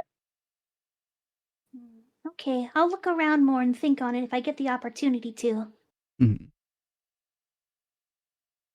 Okay. I'm gonna look for a way to try and get closer too. Okay. All right. And yeah, go ahead. Now, are you planning something? Ania's going to look around. What she's looking for actually is a different set of clothes. Interesting. Okay. And she's gonna like work her way slowly towards the gambling hall. Okay. Finding different clothes is not the most difficult thing in the world. There's like bits and pieces that people have left either because of dancing or because of some other variation. Inside the gambling hall specifically, Ortis would know this very well. Poker table. There are some people who have bet way too much money and didn't have the money, so the money that their clothes would be given would be suitable. So there are a few tables who have like a couple people who are just all kinds of money, but also like clothes. There's some with like mini crowns and rings and other shit like that. Ania's just gonna like walk around the gambling hall for now to keep an eye on things. She's not gonna try and take anything yet. She's just gauging the atmosphere. Smart. She's taking her time. Okay, and Sapphire, as you were looking around again, I will say, actually, yeah, roll me another perception check real quick. I want to see what would stick out to you. Very, very curious. There's a few things that could stick out to you. So depending on your rule, I'll see which ones will stick out the most. Actually, while I just wanted to ask real quick, is Mel a high elf or looks to be one? Yes. Ania's trying to find Mel again. Ooh, okay. That would not be difficult in the slightest. Okay, Mel so does like stand out quite a bit. Yeah. yeah, so Ania's doing that while Sapphire's doing her thing. Okay. I will say with that 22, you're looking around at a bunch of different people, bunch of interesting things. You see one person, Sapphire. Over at there's a banquet table that has a bunch of wine in it. Or more accurately, a bunch of different, not quite juices, but like, what's the word? Liquids. From general alcohol to what appears to be some kind of punch to a few other bits and pieces that people can just get from. There's a lot of already preset goblets and a few other things like that. You, with your incredibly high perception there, and the fact that you are actively looking at it, see this one person. They are, say, a gnome. Go with a gnome. They're walking past this table, and one of the reasons that you notice this, actually no, not a gnome. This would be too difficult for a gnome. We'll go with a female half-elf. We'll go with that. You underestimate gnomes. I you know what? Fair enough. But we'll go with a female half-elf for this. But you would notice them because they walk past the table, and you specifically see them reach into a pocket and move their hands over and dump something into the bowl in one smooth motion as they move forwards. If you had not been actively looking around the room at this point, you absolutely would not have caught it. And pretty much no one else does. But you would definitely see immediately that somebody basically just spiked the punch bowl.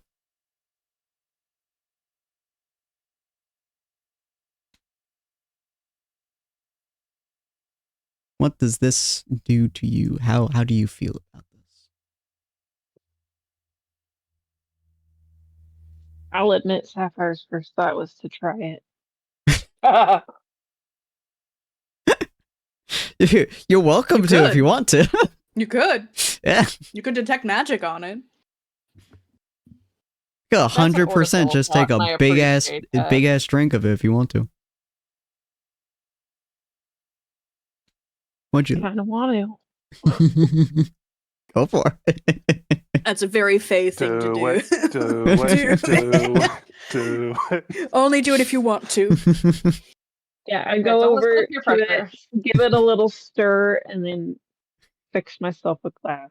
Sure. Oh All my right. god. You pour into a glass. You see a couple other people lining up behind you as well who are wanting to get to the punch. But you pour into a glass, you take a little sip, and nothing happens.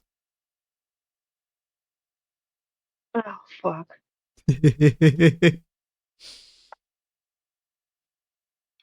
hmm That's the worst thing that can happen. Yeah. Oh, You do see a How couple big is the people punch bowl? Huh? how big is the punch bowl? Not but super large. You could probably hold it with both hands. Takes the Chug, whole chug, punch chug, bowl. chug, chug, chug. I mean, I could. It doesn't affect me, but You do have like 3 or 4 people behind you who are waiting for you to move so they can get themselves a glass.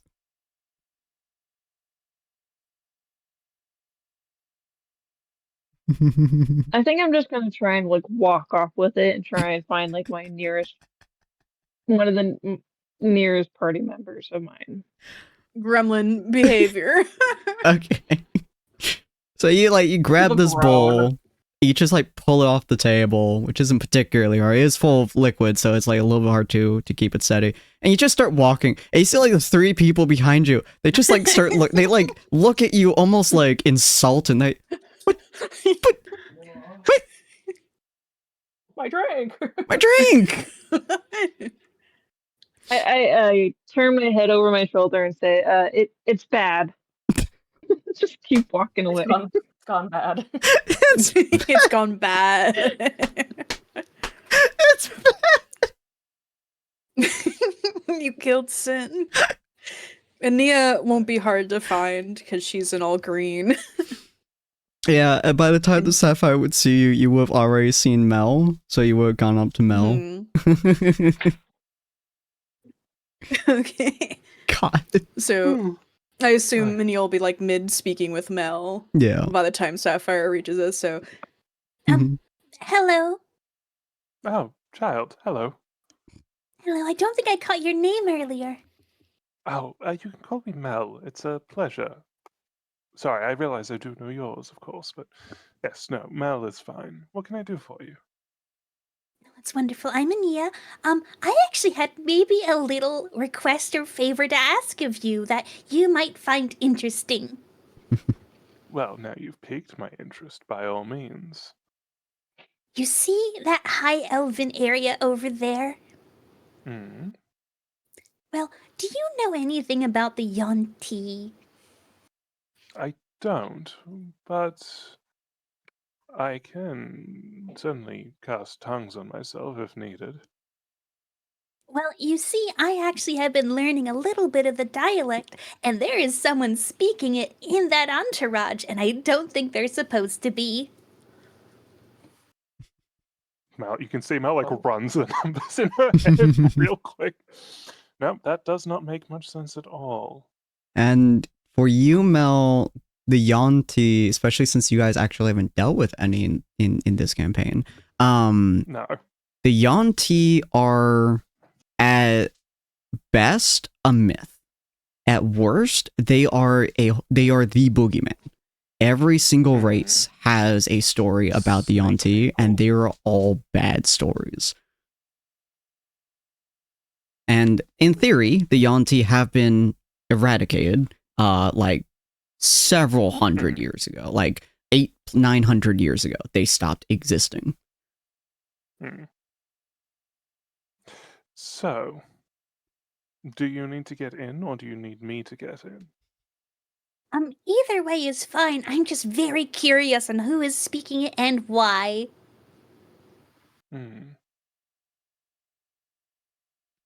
Well, now this is interesting.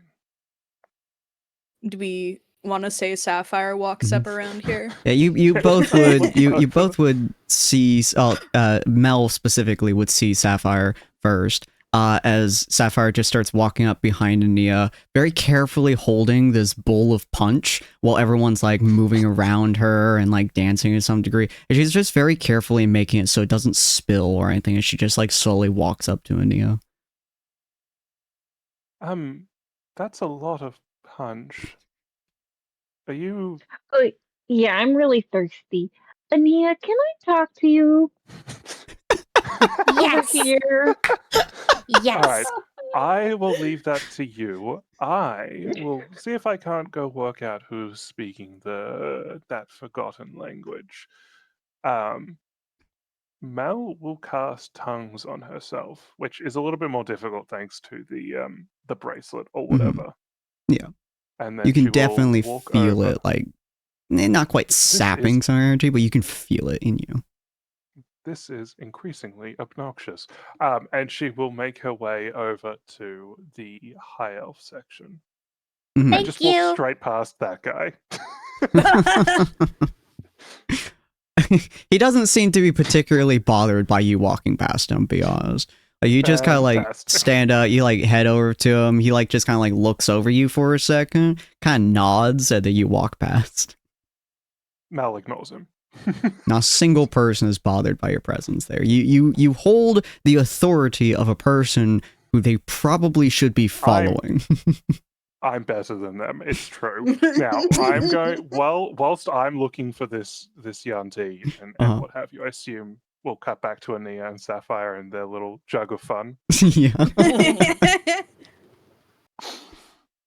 So yeah, you're seeing Sapphire with this big ass fucking bowl of punch. It's good for at least like probably a gallon or plus liquid inside of there. So she's just holding it, making sure it's not being dumped. Oh, you really are thirsty. What's this for? I look around to make sure no one's around. If anyone is And then- surrounding you, they are not paying attention. Aside from the fact that you have a bowl in your hands, and they're trying desperately not to get splashed with it. Making yourself a ticking time bomb in the middle of the camera. Hold liquid. So I'm right in thinking this is the dust, or at least was it a dust or a liquid variation of it? They put what appeared to have been some kind of dust particles into the liquid. It definitely wasn't a liquid that they poured in. Okay, so I tell Ania that I don't know who, but someone put, what was it called? Was it white dust they put in the punch bowl? Or From was what it a she could different see, color? Okay. And that would be called moon dust. Put some moon dust into the punch bowl. I know this because, well, I mean, nothing happened to me when I drank it. Oh, that's terrible. And Ania takes a moment to think over how to deal with this. She doesn't have any of her vials on her, so she's a little bit upset about that. Like, We could tell Alicia. Oh no, we should go tell. Oh, we should tell Mavra. Mavra likes Cyril. Mavra will love this.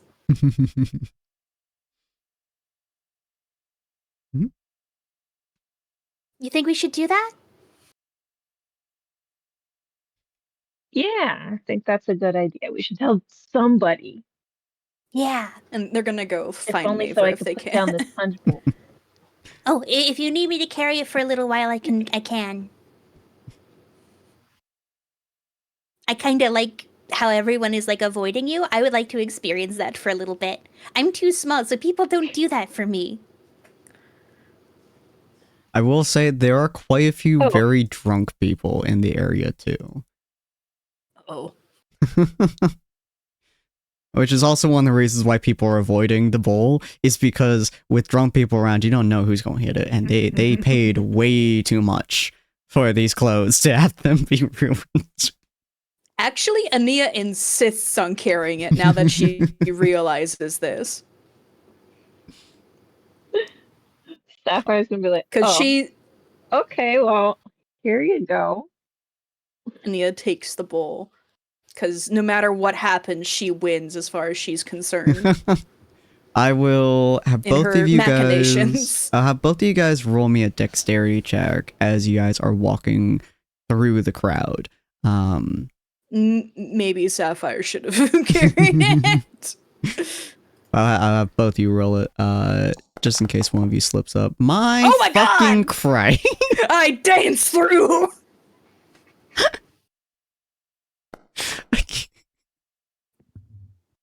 How is it? So there's a meme I saw. There's a meme I saw, which was, do you really want to know what it's like playing D&D? Rolls 1. I want to do the stupidest possible thing. Rolls natural 20. I want to do my well-crafted dice plan. Rolls natural 1. Fuck.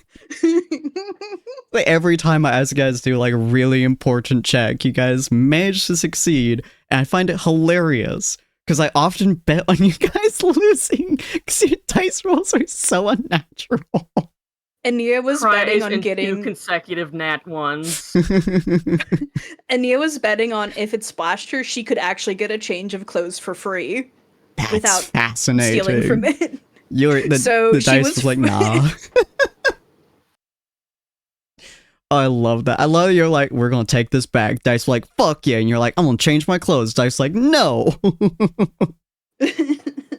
Alright, you managed to, with the dexterity that honestly even you didn't think that you had, managed to go through the whole crowd. The drunk people have passed you. They moved past. The drunken dancers have moved. And Sapphire has a little bit of a difficult time weaving through, but not like super hard.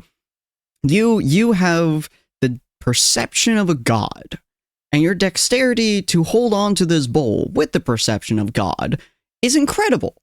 Doesn't even slip. It doesn't even, you keep even the water or the liquid level for the most part in your bowl as you are moving through this crowd. Not a single splash has tipped over the edges. Even your fingers that you're holding onto the bowl with, they're not even slightly covered in the liquid. You are 100% fine, and literally no one expected this, as several people are watching you in entertainment as you cross this ballroom.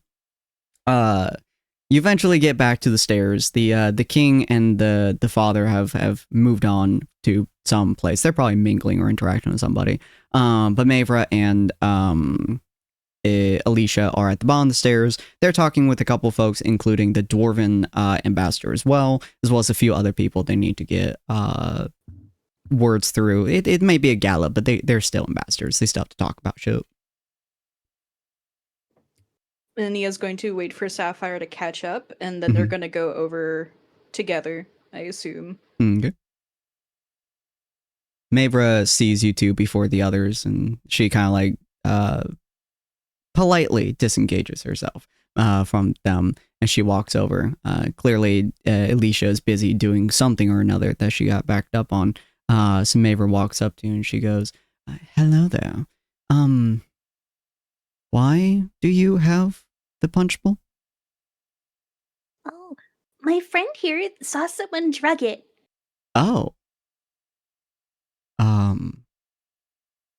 And we think it's drugged with that stuff that Cyril hates. Oh. Huh. That is a problem. Did you get confirmation on the material as of yet? Unfortunately, no. I don't have any of my vials with me, and I don't know how to test for it. I see. She kind of like looks at the punch bowl. She looks at the staircase. She looks back at the bowl and just kind of goes, where's the nearest? She like looks around for a little bit. Go through those doors. She points over to the left. There's a small room there, usually for quieter meetings. I'll be coming down in just a second. I have to go get my kit, and then we can test it. Ooh, a kit! And Ania will head towards the room, assuming, and she'll look back to see if Sapphire follows or not. Appreciate that, Trish. Sapphire does follow. All right, cool. private room. Private room. As you walk into the private room, it is surprisingly nice. It's just a really comfy, average room. There's a couple like chairs, and there's a small, basically a couch thing that lines up against the wall. Booth basically. You're able to sit down. You're able to put onto like a small table and stuff. And after a few minutes, Mavra will come back. But I appreciate the hydration. But we're gonna move over to Mel for a second here. Mel, you walk in to this high elven area. Yes. And I said yes. And you're able to hear like all kinds of different words and stuff. Can you hear any language? Yeah, so because I have tongues cast on myself, I understand every language that I hear, basically. Interesting. Okay. So for the most part, you're hearing a weird mixture of things. More or less, it auto-translates for you, so it roughly equivalates to common. That doesn't always work in the best way, because the syntax of each of the different dialects are very weird. So sometimes you get like slightly jarbled. As a small note, because I think this would be cool. Because common is technically Mel's second language, I like to imagine it auto-translates to Sylvan. Yeah. Oh, I like that. Okay. It all translates even weirder though.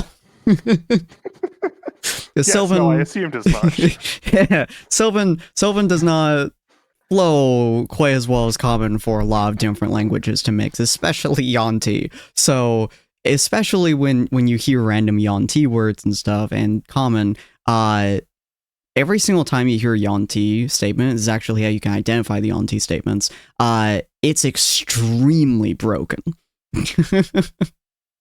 It is extremely fractured. Is in no way, shape, or form the correct syntax. Oh dear. You are primarily hearing it from the back of the room, like really far back, and there's like 5 or 6 people who are currently chatting with each other. It's really hard to put the words together in your head because they are so jarbled. Like, you can understand the words, but the word, like the sentence structures and stuff, makes no sense to you. Yeah, that makes sense. Actually, let me cast this so you can see it. Your wisdom's really high. Your int's kind of okay.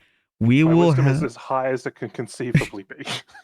We will have you do a...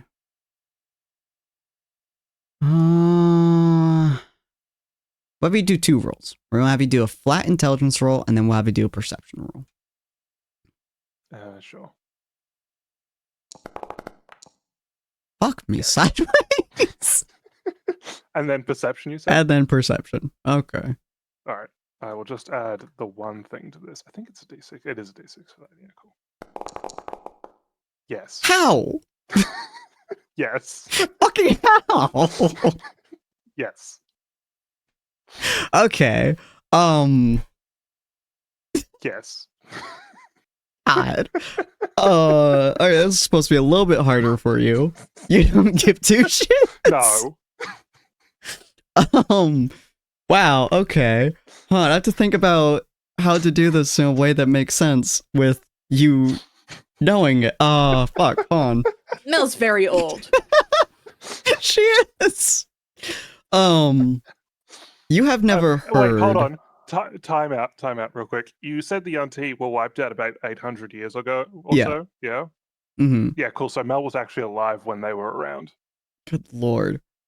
I don't know if you were in the mortal plane when you were there, but... Yeah, but the news would have like trickled through, and I'm sure a Yuan-Ti or something would have visited the Feywild at some point. That's true. So... That's true. They would have. You have not heard or spoken or even thought in the language of the Yuan-Ti in over 6 centuries. is not something you think about, is not something that you have experience with, and even those that you did talk to, very little, very, very little was in their native language.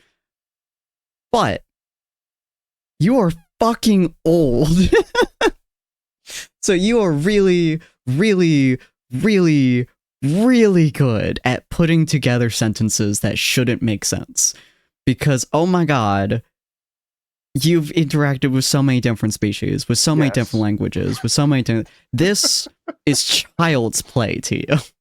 You literally did this as a kid for fun. You just put languages together and deciphered them because it was funny to you.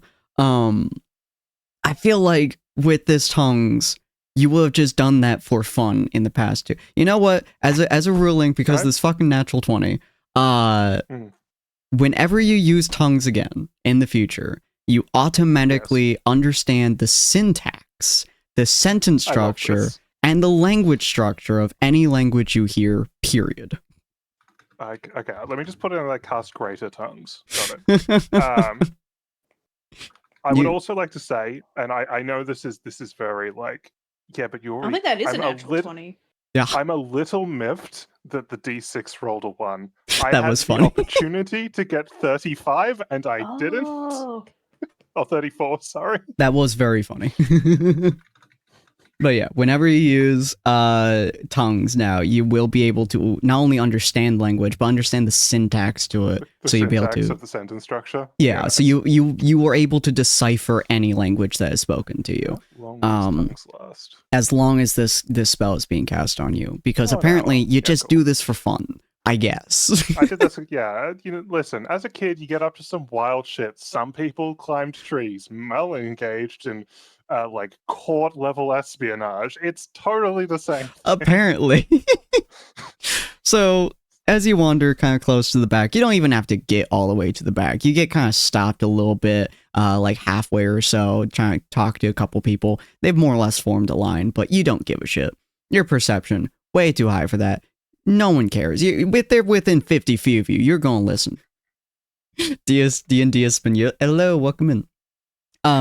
But yeah, so you're listening to this, all the different voices are around you. Unlike, Ania, you're not overwhelmed because you're very, very used to courtroom espionage. So this is child's play. The 50 plus voices, probably, they're in here as well as in the gala. They're flowing through your head. Doesn't matter. Don't give a shit. Dwarven, Elven, Sylvan, Yuan-Ti, Draconic, and however many others inside the main room. Doesn't matter how many are flowing through your brain. You're finding fun in this.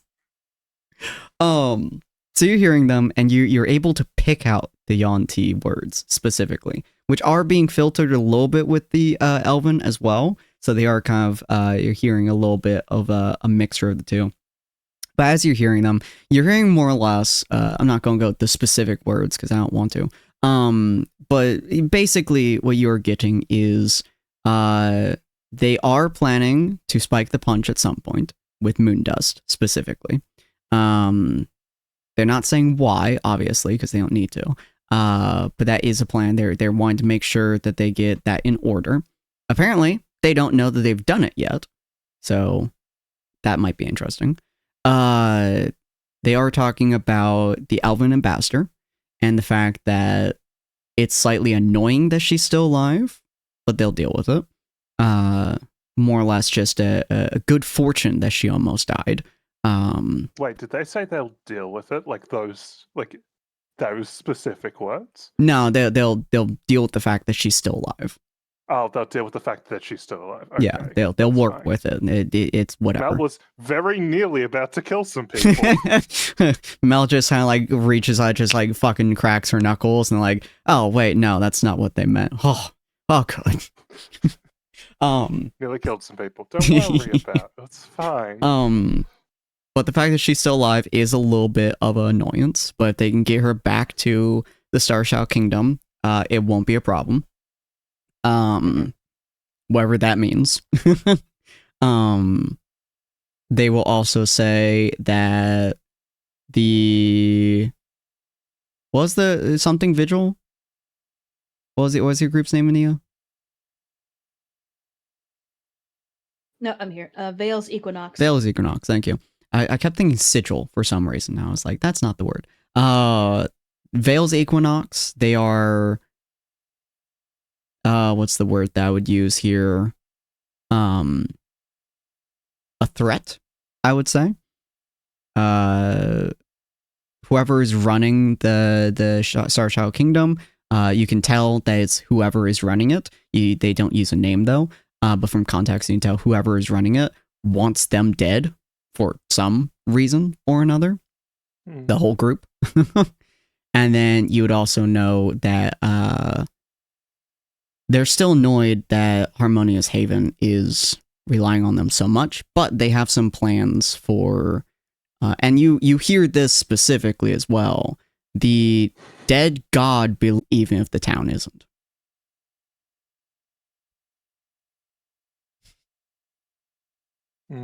Now, I can pick out exactly who these people are, can't I? Pretty much. The couple of the folks in the back. All right. It's a little bit difficult, but especially with you twisting everything in your head, you are able to pick out. It is about 4 or 5 people in the far back. They are being circled and their voices are kind of low, but you can tell most of the people in this area can probably hear them and understand them to a degree, and they don't seem to be bothered. Most likely, everyone in this room knows what's happening here.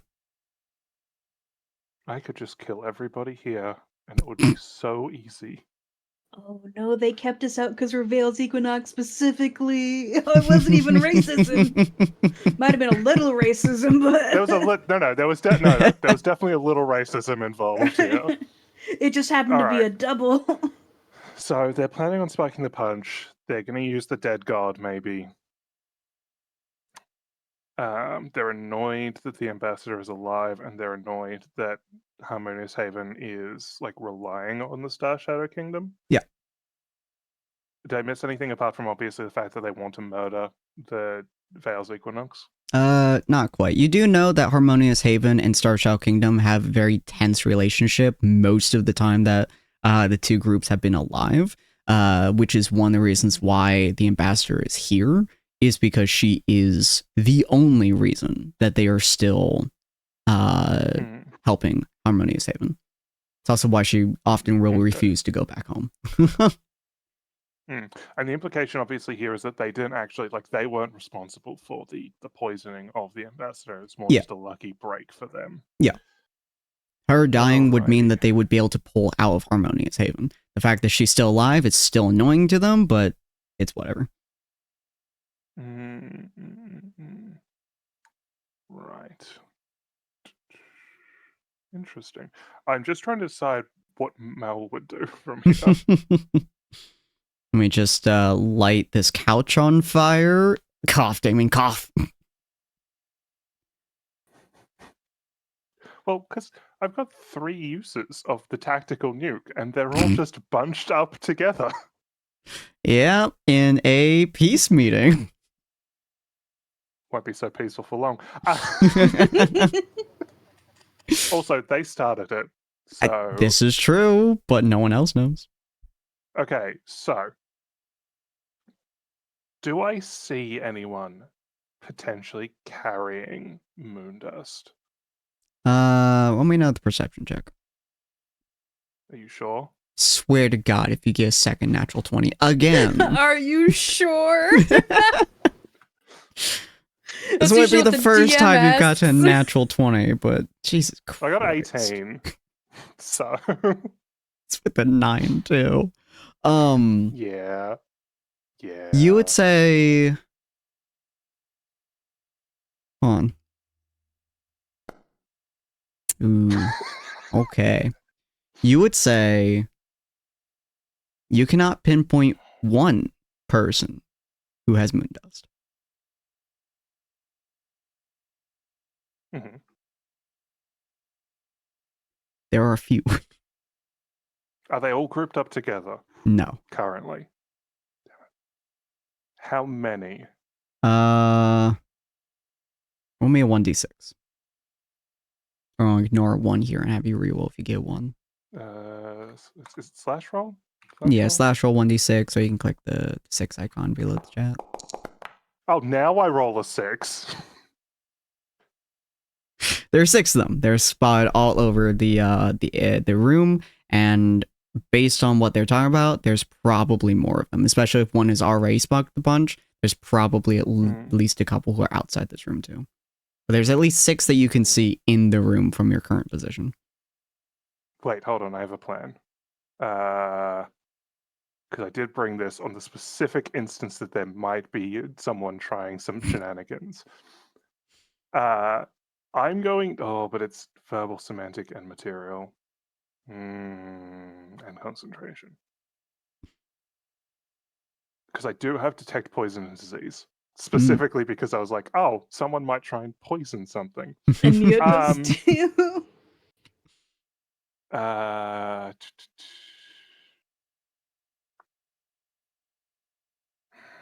Because I don't want to confront them right now, but I feel like I should.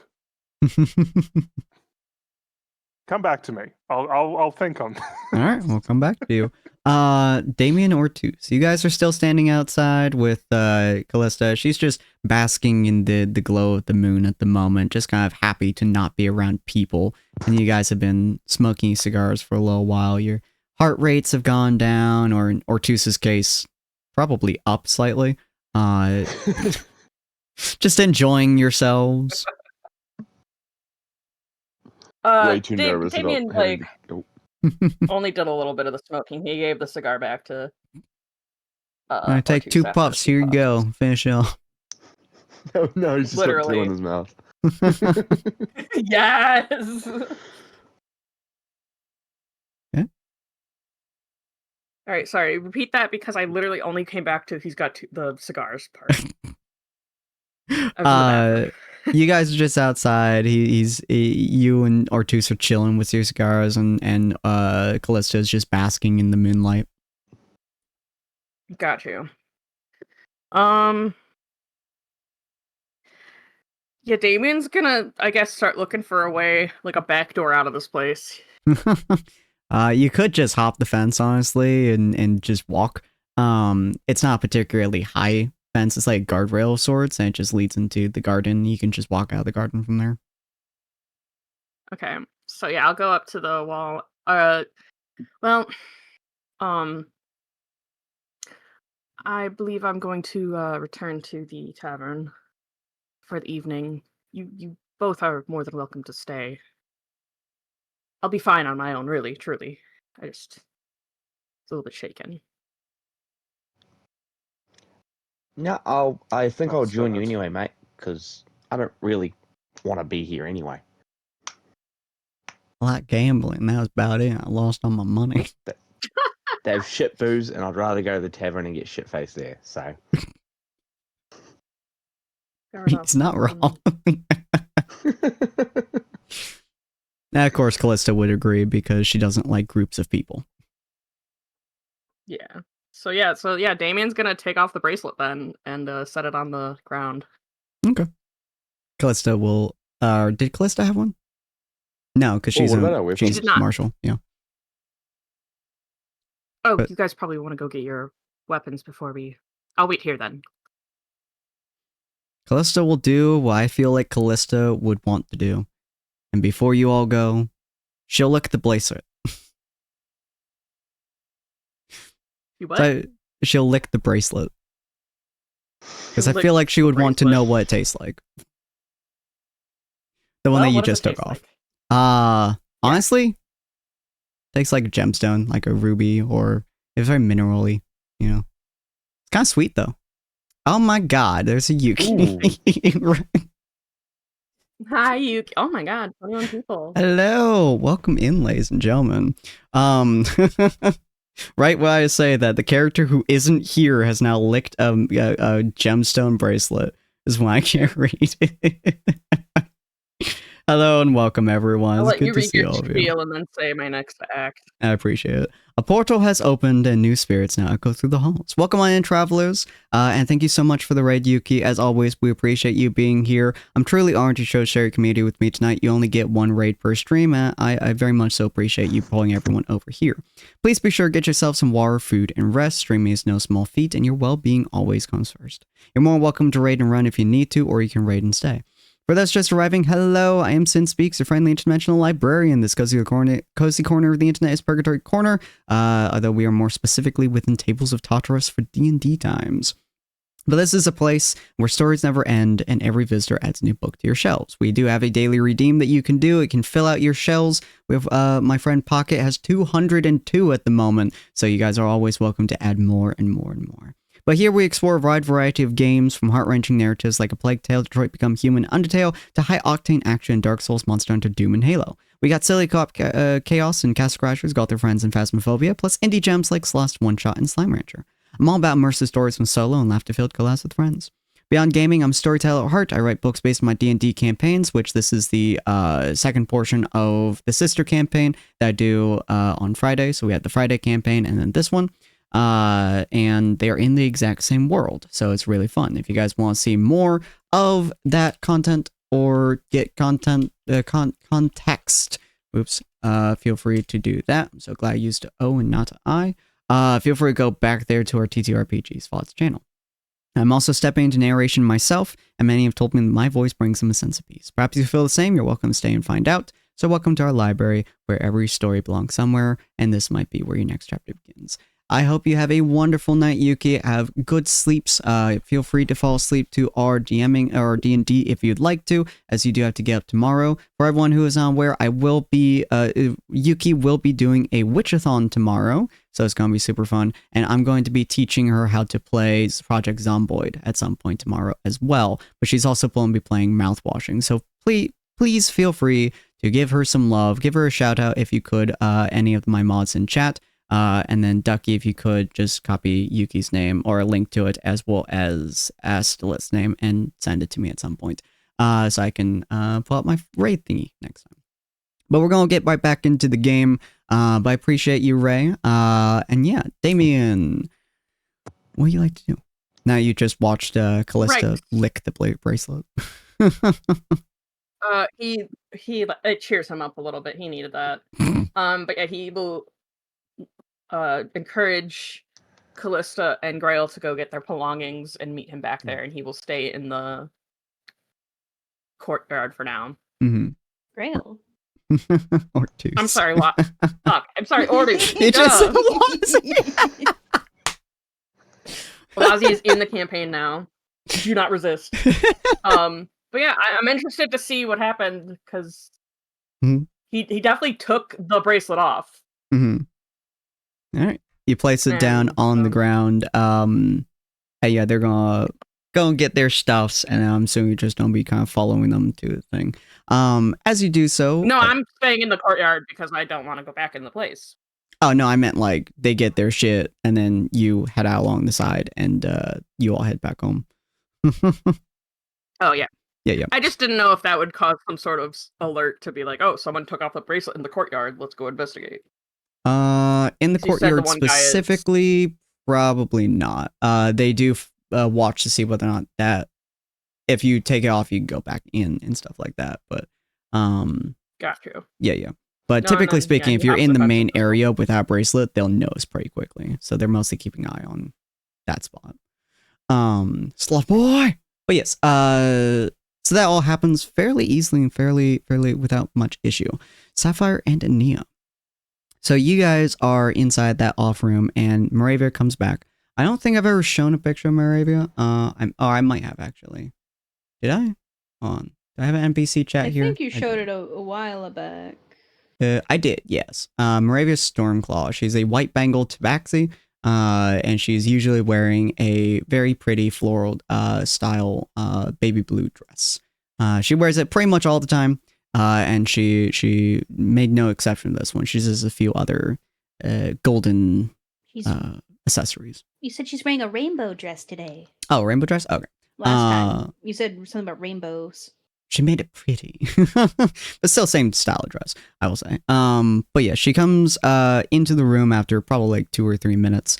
And she has a couple of you would say like a weird kit of sorts that has like a bunch of different test vials and things, and she very quickly sets it down on the table and starts pulling out them and starts basically doing a lot of stuff that you would see most alchemists doing or you doing for like potion crafting, but this one definitely more fine-tuned Ania is watching with rapt attention.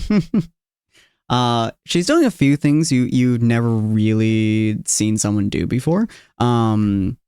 It's a lot more, what's the word? In depth, I would say, than most routine testing. But effectively, after she does all the, potion crafting, all that fun stuff, she does eventually like shake a vial and is pure white.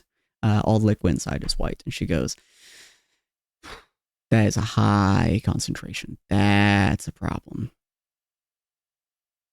May I try something? Hmm?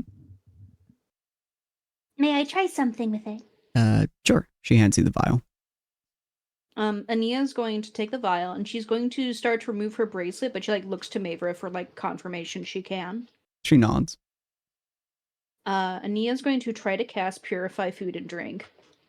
Interesting. Let me see what that does real quick. So, all non-magical food and drink within a 5-foot radius sphere centered on a point of your choice is purified and rendered free of poison and disease.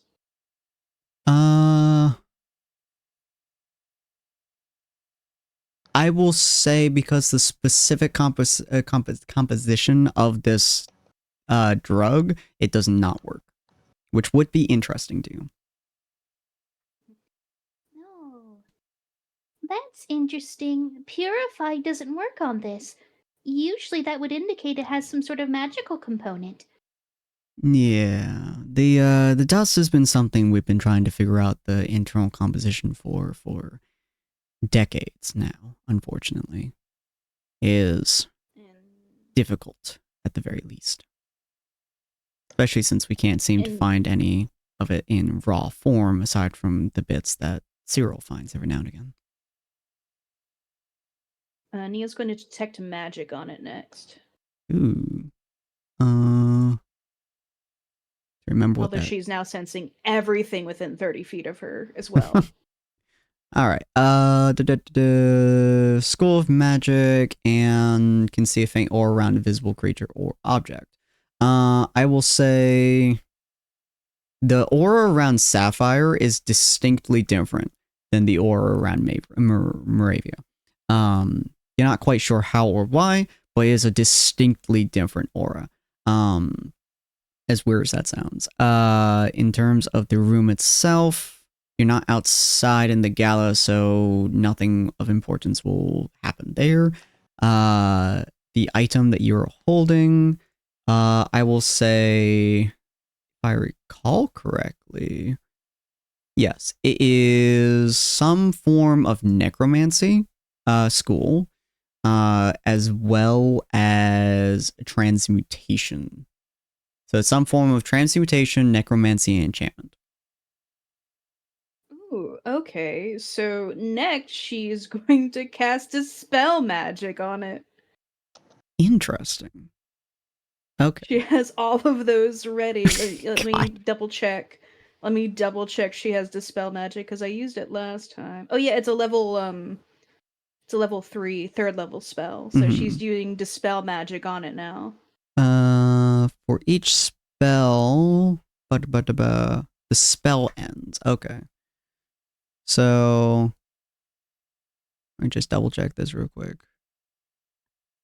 A spell of 3rd level or lower on the spell ends. I will say it's not being affected by a spell, but is that school in nature. So it fizzles out before it can do anything. You don't use a spell slot. You can just tell it's not going to work. It is definitely magical in nature, but Dispel Magic doesn't work on it, so it's either very powerful or something else is going on. Yeah. We're not sure what it is exactly. We found it a long time ago during a routine drug bust of sorts. They were mixing this and something else from back then. I don't know the exact details because I hadn't even been born at that point. But Cyril might. His memory has been iffy the last couple of decades. Or you could talk to, I suppose, Alicia. She keeps tabs, but we like to keep this information as low as possible for obvious reasons. We don't want to spook the citizens. Well, do you want to do anything about the food at the banquet? Because it is a dust form, it's typically pretty hard to get onto solids, but somebody could how did you figure out that it had dust with moon dust inside of it? It usually fades almost completely within liquid until tested. Nia looks to Sapphire to let her explain.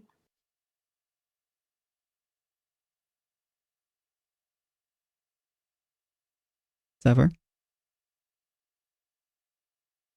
I witnessed somebody pour it into the punch. Huh. Impressive. We found a few people who've done it before, but they're usually quite skilled at it. That is deeply concerning then. I wasn't expecting anyone to, well, try to start something here. We have a few open goblets, but I don't think anyone would be rash enough to put it in there. Concerning.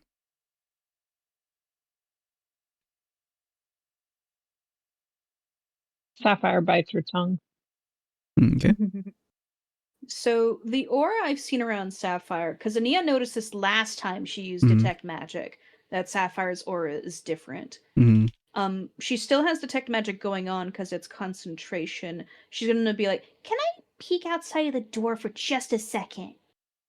Sure. Usually people won't be interacting with this room inside of a gala, so they probably won't be bothered. So Ania's going to go to the door and open it, and she's going to look for anyone who has the same aura as Sapphire, or that weird difference, to see if she notices it anywhere else. Because she's not sure if that's a Sapphire thing, because Sapphire is weird, or if it's like a moon dust thing. Ooh, interesting. I will say... Would you? Oh, that... Ooh, actually. Mel, where are you? Would you have stepped out of the room? Point, yeah, Mel will make her way away from the High Elves for the moment. She's keeping an eye on the people that she knows has the moon dust on them, and making sure they don't, drug anyone. But other than that, she's just moving around the party. Most of the I imagine people... she'll probably get close enough. Most of the people that are around you have Moravia's aura. The only person who has a similar aura, not quite the same, but a similar aura to Sapphire, is Mel. Okay, Ania's going to assume Mel isn't on moon dust and has attributed this to be a Sapphire weirdness thing. So she's going to close the door again and bring the vial back to Baber. My friend isn't high, I think. Probably not. They're probably just a wee bit concerning, but that's okay. But she definitely takes the vial back and she goes, if you can figure out the composition like I have over the last couple of years, you can actually distill it and remove some of the liquid to make it shine like this. Moondust is incredibly potent, and this kind of dosage, and she gestures to the vial, would arguably be enough to either send someone into a magical coma or make them go insane for the rest of their entire life. However much was put in this bowl is diluted, but deeply concerning. And is the stuff that Maver has like the same shine that Ania made earlier? Remind me how you made your one? Ania had that cloudy paste and she refined it into actual moon dust. Yes, is roughly the same. This one though, I will say, does have very, very, very minor specks of black within it. And I'm only saying that because you have more perception than God. Even she doesn't seem to recognize that there is bits inside of there. Wasn't there black bits going on before?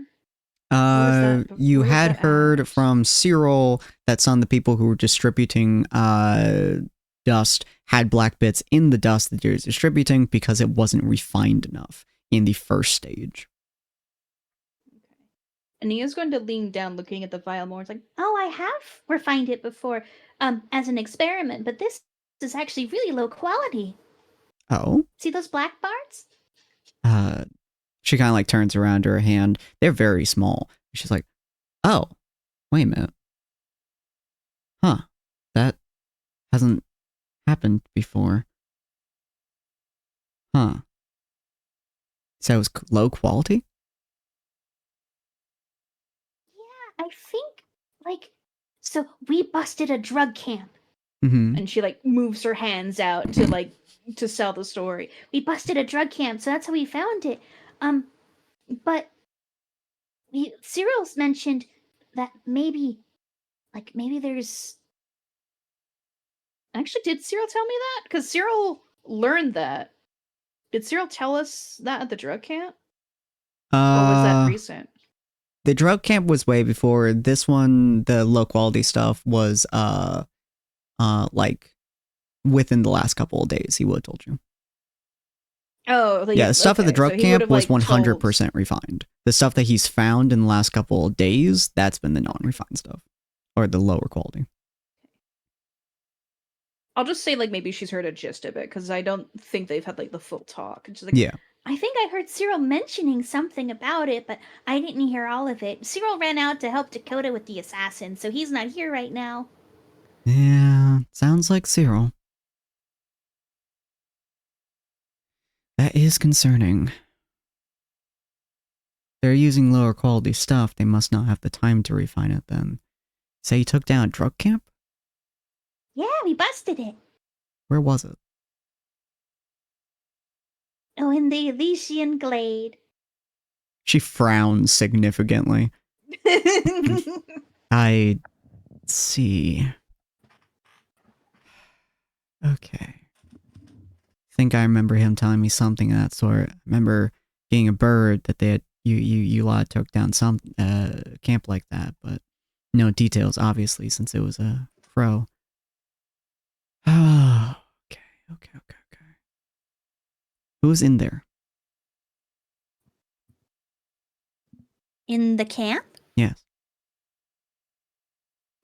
Ania is not as, like, willing to say this, like, right off the bat, because usually she just says stuff immediately. She doesn't care if it's, like, secret, but she's taking a moment to actually consider now if she should say this. Well, mostly high elves. Okay. We've gotten a few half-elves who have distributed the drugs recently. Although given the magical potential of these, it would make sense the high elves are one of their main producers and one of their main contributors. They must be a rogue faction from the rest of the high elf and Citadel then. I'll have to tell Alicia about this at some point. Ania does not say more for now. She doesn't want to cause a war yet. Pulls out knife. Wartime, bitches! Interesting. Okay. Well, I appreciate the information on that then. I'll have to grill Cyril for more news about it. Is that all that happened at that camp? And she'll think on it. Let's see, well, we burned it to the ground.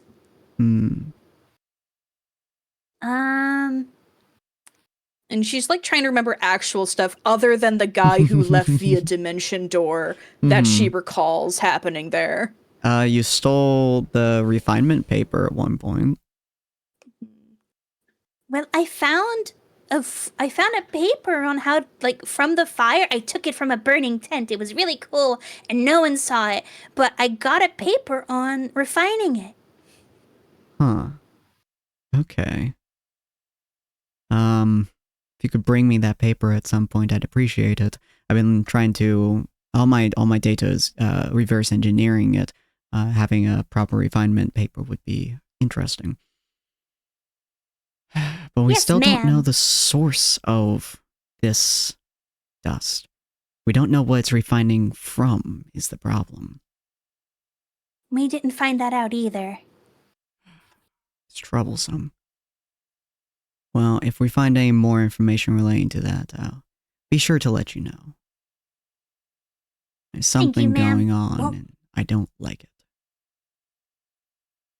We'll go make sure they don't drug other bulls. I appreciate that. I'll make sure the high elves are on higher focus around the area. They're our main security detail at the moment, considering all the other races are focused on, well, the gala. So I'll bring up to them, make sure they are on high alert. So Ania pauses again. She's like, Uh-huh. I passed by the High Elf area, and you see, I'm a little bit of a scholar, and I have been learning a little bit of the old Yuan-Ti language, and I am positive I heard some coming from that area. She and raises an she's eyebrow. like a little bit nervous. She raises an eyebrow. She stands to her full height, which is significantly taller than you are. Tabaxis are just naturally tall, like elves are. Not quite as tall, but still pretty tall. She like stands to her full height as she looks down at you, and she goes, "Are you certain?" Mia pauses, and she's like, Well, I did send an actual High Elf I know in there to check, so I could go ask her. Do you want me to bring her in here? Do you trust her? I met her today, but she's very cool, and she seems friends with Alicia. Ah, Mel. Ugh. Yes. Okay. Oh, that complicates things so much. Yes, bring her in. Bring. Oh, no. Bring her in. Yes, ma'am. and she will start to leave the room and see if Sapphire follows. And she'll put her bracelet back on. Okay. Do you follow alongside her or Sapphire something? will follow. All right. Yeah. You both Okay. step outside the room, and Mel is easily within sight. And Nia like waves Mel over if she can. Yeah, so whilst that's been happening, I will say Mel, having known where the poison is, because you said Mel's vaguely familiar with moon dust, right? Yeah.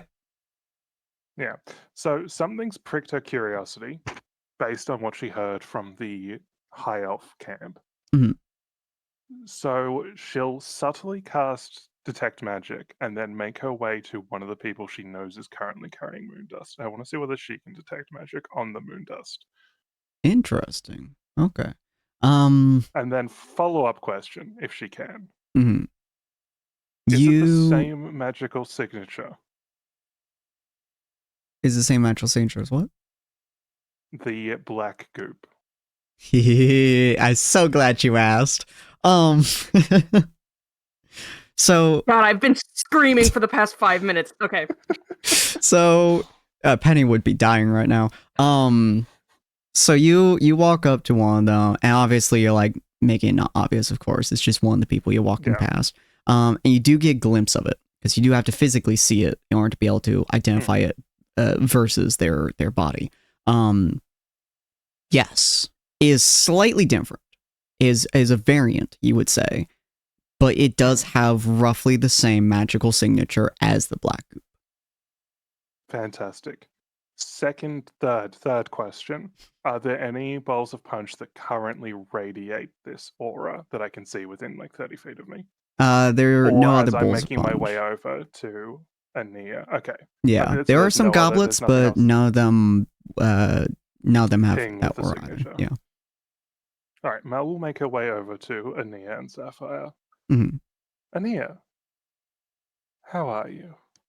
Oh, I'm great. Ambassador Baver wants to see you and ask if confirmation on some things. Oh, of course. Yes, let's go at once. And Ania will turn to Sapphire and she's like, Do you want to go in too, or do you want to stay out here to keep looking for your stuff? Pardon me. Do be careful of the high elves. And I suppose some of the half elves. What do you think, Zephyr? I think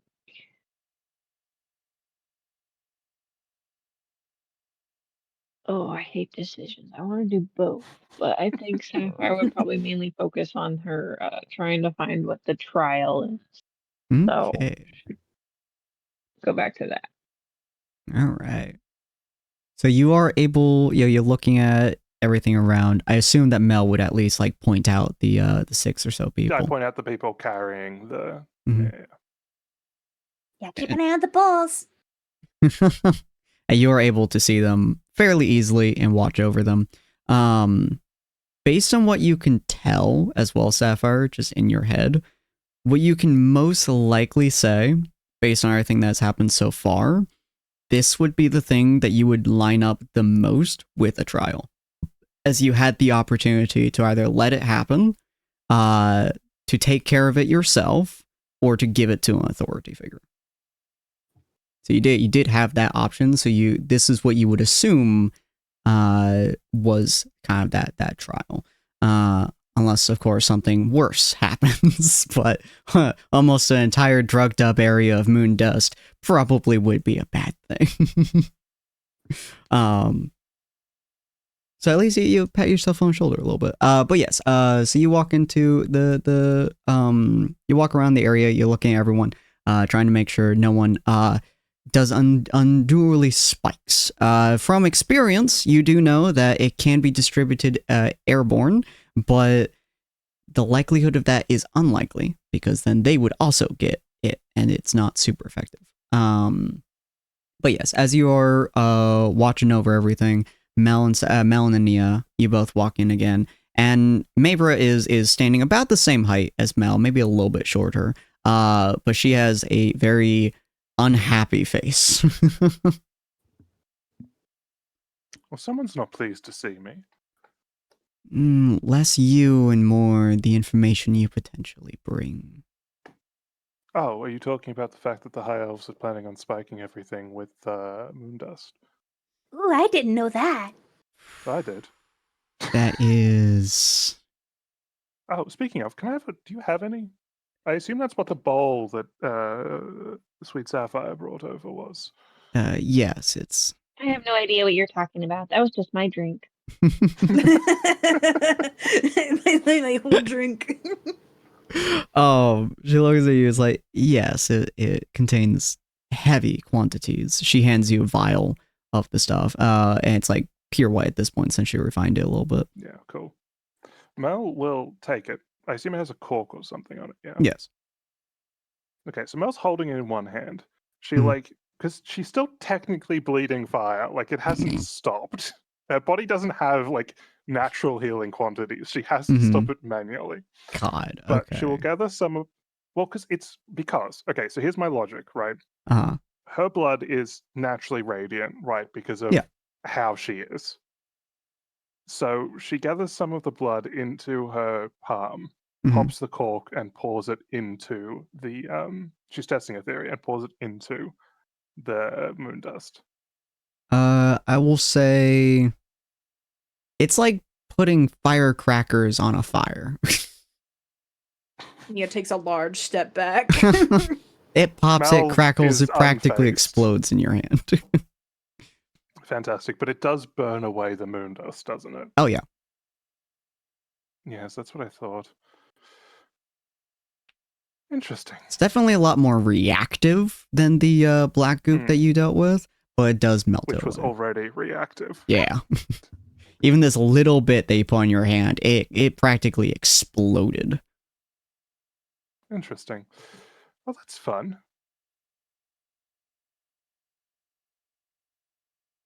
Is all moon dust like this? Like this? It all is created the same way? To the best of our knowledge, yes, it's refined from something, and The refinement. Oh, I know what that something is. That's lower quality stuff, though. You see, like, as you say, know what it is, she stops mid-sentence, just straight up like she got hit by a truck, as just staring at you in sheer bafflement. You what? Yeah, I know where this is from. Cyril's gonna be so proud of me. Do you have any wine? She slowly looks over at the punch bowl and looks back up. Mel will pull out a glass and like scoop some out and swirl it around. I don't think now, genuine question here, DM, out of character. Mel has a like this won't affect Mel, will it? It will didn't not affect Sapphire. Yeah, it will fantastic. not affect you. Mel sips it. It does ruin the taste. She's staring at you in like sheer, like you can see her brain has just kind of like stopped functioning. And she's just completely dumbfounded you. Right. So I was gonna join. Is Sapphire coming back inside? Oh wait, Sapphire isn't. I thought I followed with them. Oh, is Sapphire inside too? Because I realized that that was my trial, so I was like, oh, I might as well follow at that point or something. Mel will scoop Sapphire out a glass just grabs a drink too. I was going to say, Mel grabs a glass and scoops it out for Sapphire and passes it to her. So we have a problem, obviously, because I was. Listen, I say this in the nicest way possible, but the High Elves are really, really bad at court games. I'm honestly a little disappointed. Regardless, they intend to spike the punch, which I guess they've already done.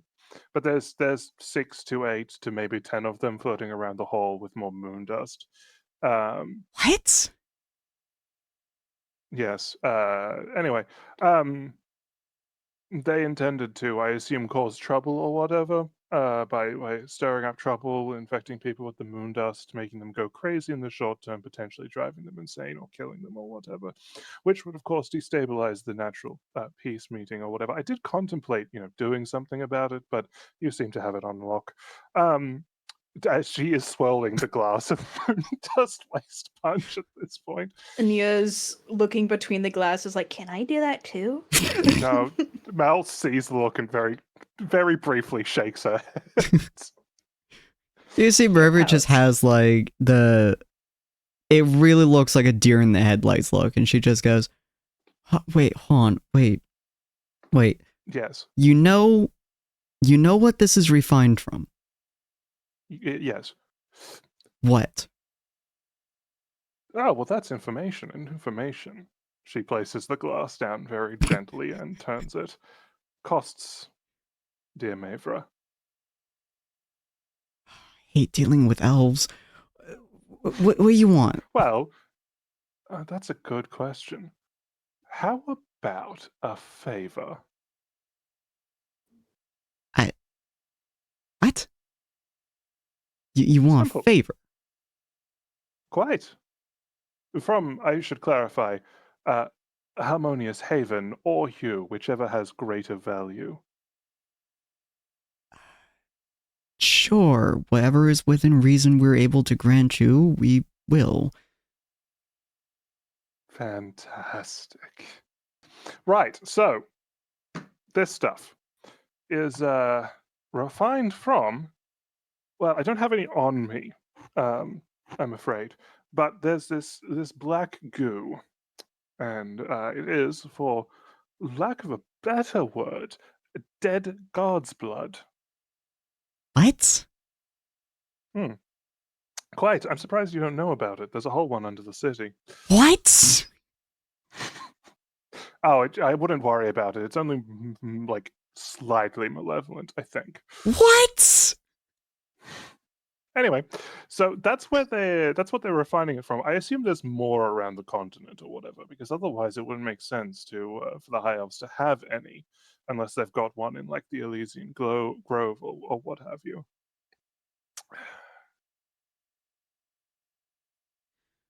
We have a dead Anya has- god?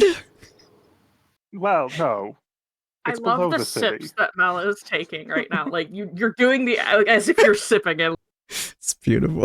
Anya has Memories like come out her of it. hands. I have coffee. It's great. Was that new? Anya has like her hands together like a kid in a candy shop, and she's just silently looking between Mel and Maver as they exchange. Like, oh man, Cyril's gonna love this. He's gonna be so happy with me. That probably explains also why I have no doubt, given that you couldn't deduce its like origin, you've been struggling to dispel it or whatever. Yes, get rid of it. Yes. We've had. So, to demonstrate, because again, this is probably the easiest way to do things. Mel will like pour some out on the table and then just drip more blood on it. Radiant energy, well, blood fire, same difference. Radiant energy is normally enough to dispel it, but mine is a little different. I haven't tested it with anyone else's like radiant powers. See, it burns a small scorch mark into the table. Oh, sorry, mending. Mend. Fuck you. But yeah, suffice to say, radiant power is your normal go-to when dealing with it, because it is obviously born of malevolent energies. It also, again, ruins the taste of punch. I don't know how anyone could fall for this. It tastes awful. Most people, after they drink it, start having hallucinations and unlocking the idea of magic at its core and concept and start going insane. I don't... Oh, right, because you're people. Yes, no, that makes sense. I have guiding bolt. That's radiant. It could work. We could try it out, I suppose. Mel will like tip some more out and gesture for Ania to use radiant bolt on it. Oh, Let me double check that guiding bolt's radiant damage. It is. She is beyond confused at this point, so you're more than welcome to do it if you'd like. Is So there glad Damien has any left the building. is there any way for Ania to do a tiny guiding bolt? Yeah, more or less. Small. All right. Small. So she's gonna like hover over the punch bowl and she's gonna like shoot a tiny guiding bolt into it. It doesn't react quite as violently as the condensed stuff that she made in the vial, but it still sparks and like it like snaps and crackles as if you put fucking where the pop rocks and shit are inside of it. It is not happy with it, but it does settle after a moment. She goes, right, the catalyst is still going on. It just, so we have a dead god under our city. Oh, yes. Who's bleeding Probably, into yeah. our city that they're making a drug from. And the ones who are making Not the into drug... the city, but yes.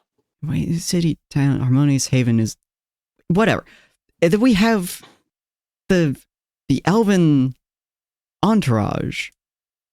Is Yes. Yanti? No. Were they speaking it though? They were speaking it, yes. I assumed so that no one could understand them, but, you know, I'm me, so that was a fool's endeavor. So you were quite correct, Ania, in that regard. So, yes, you have quite the situation on your hand. Now, obviously, you've entrusted your security to the High Elves, which was, in of itself, foolish. I could have told you that. But you do now have a question of what you do, because obviously you can't use the High Elves to arrest themselves. Well, of course. We have others to deal with that. They're currently resting outside. The elves being the security measure inside is purely because of their magical potential and the fact that they already have knowledge of the entire building and because of Alicia needing general protection on a 24-hour basis. It just made more sense to have all of them with the them. High Elves to that? Of course we've trusted the High Elves. We've been trusting them for the last 4 centuries. But they hate her. They don't... what? They do Oh. hate her. Yeah, they hate her quite a bit. I thought this was common knowledge. I mean, Oh, sure, goodness. general... Are you- I think Starshow Kingdom dislikes her. Sorry, but... are you supposed to be like the head of like intelligence or whatever here? Oh no, I manage things generally speaking between all three of the areas of Harmonious Haven. I make connections between the outskirts and Technolopolis, as well as working on Technolopolis and the Inner Sanctum. Oh, I was My going main to say, focus is if on. you were like, no, if you were certainly secretly not. their like intelligence officer or whatever, you've done a terrible job of this. Oh, certainly not. No, I focus primarily whoever on the. is your intelligence officer, you should probably fire them. We don't necessarily have one. I mean, Greg usually takes care of most of the. Good lord, woman. He works on the outskirts as well as Technolopolis and making sure that everything flows well with there. And I work on the Inner Sanctum along with Alicia. We only have so many that we can work around. What do you mean? You don't have like a spy master? Why would we? For spying. What? Why would we need one? What do you mean, why would you need one? For anti-spying. Oh my god, probably like half the people in this peace conference are spies because you don't have a spy master. Oh my god. She is staring at you with a look of true befuddlement, possibly anxiety, for a little bit of irritation in there too. Mel is fucking furious. We don't. What? Oh my god. All right. Okay. So first things first, we have a problem because there are at least 6 to 8 people walking around this building with moon dust. We need to take care of them. Second of all, we have a bunch of drunk people. Not necessarily a problem, but a little frustrating. Drunk people never make the best decisions. We assumed there'd be drunk individuals around when we had the gala, as we have so many. All right. Do I have your permission to take care of the elven quarter? This is a peace conference, so if you just start guns a-blazing... I'm not going to kill them. At this point, I want no. Well, that's because you don't have a spy master. All right. As long as you can make it so that the general populace is not afraid of each other, which is the whole point of the gala, you're welcome to interfere with them if needed. I will establish a personal group of the captains and their chosen guards, and oh my god, I can't have them be weapons, but I don't really need to, considering the southern orc is by himself a weapon. I'll figure something out, I guess. Take about 20 minutes. Oh my god. Yeah, see, okay. Mel will give a list of like detailed descriptions of the people she knows is carrying moon dust, like she knows are carrying moon dust. And then she will smile and curtsy. All right, I don't know what I'm going to do actually. I'm gonna go have fun. Adieu. And Mel will just walk out the door. You see Mavra just kind of sit down on like one of the chairs with her heads in her hands, like doing mental calculations of what to do and who to get. Ania walks over and pats her shoulder. I have to get so many people to do so many things, and I have to worry about whether or not Mel is going to kill someone. I have to worry about whether or not Alicia is going to kill someone. Alicia might kill someone if Mel starts killing somebody. I have to let Alicia know that we have a dead god beneath her city. Oh, she's going to be so pissed. Do I even tell her? I should tell Greg. I should definitely tell Greg. Greg would know more. But should I tell Alicia? She is part... Does that mean Alicia's bad? No, I don't think Alicia's bad. Oh, that's good. No, at least. She'll probably be upset if she learned that all of her elven entourages are evil, I guess. No, I don't think she's like them very much. Nah, Alvin Citadel doesn't have much good blood with her since she decided to keep Harmonious Haven functional over the last couple of years. Okay, I'm gonna go find Greg and fill him in on everything. You two try to enjoy the rest of the gala, assuming it doesn't blow up? Yes, ma'am.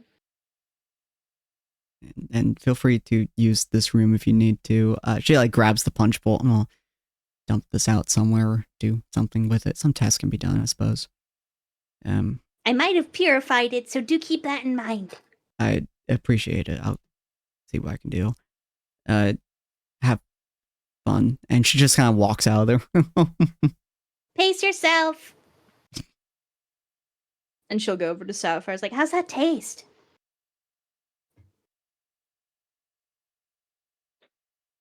That's a good question. How would it taste? It tastes like punch, just with like a weird like aftertaste and like kind of like sits on your tongue annoyingly.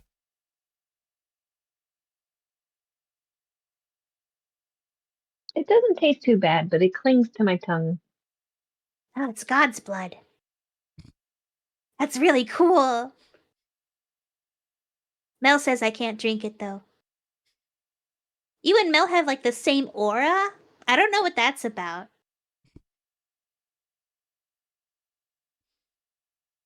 Such an interesting point. Now that Mel would know that Sapphire can drink it as well. Yeah, interesting. Okay. and Yeah, Nia normal. will. Yeah, totally normal. And Nia's gonna start to head out, assuming Okay, back to okay. Sapphire. And they're gonna Yeah. return to the party. Alrighty. For the most part, the party's going to be alright.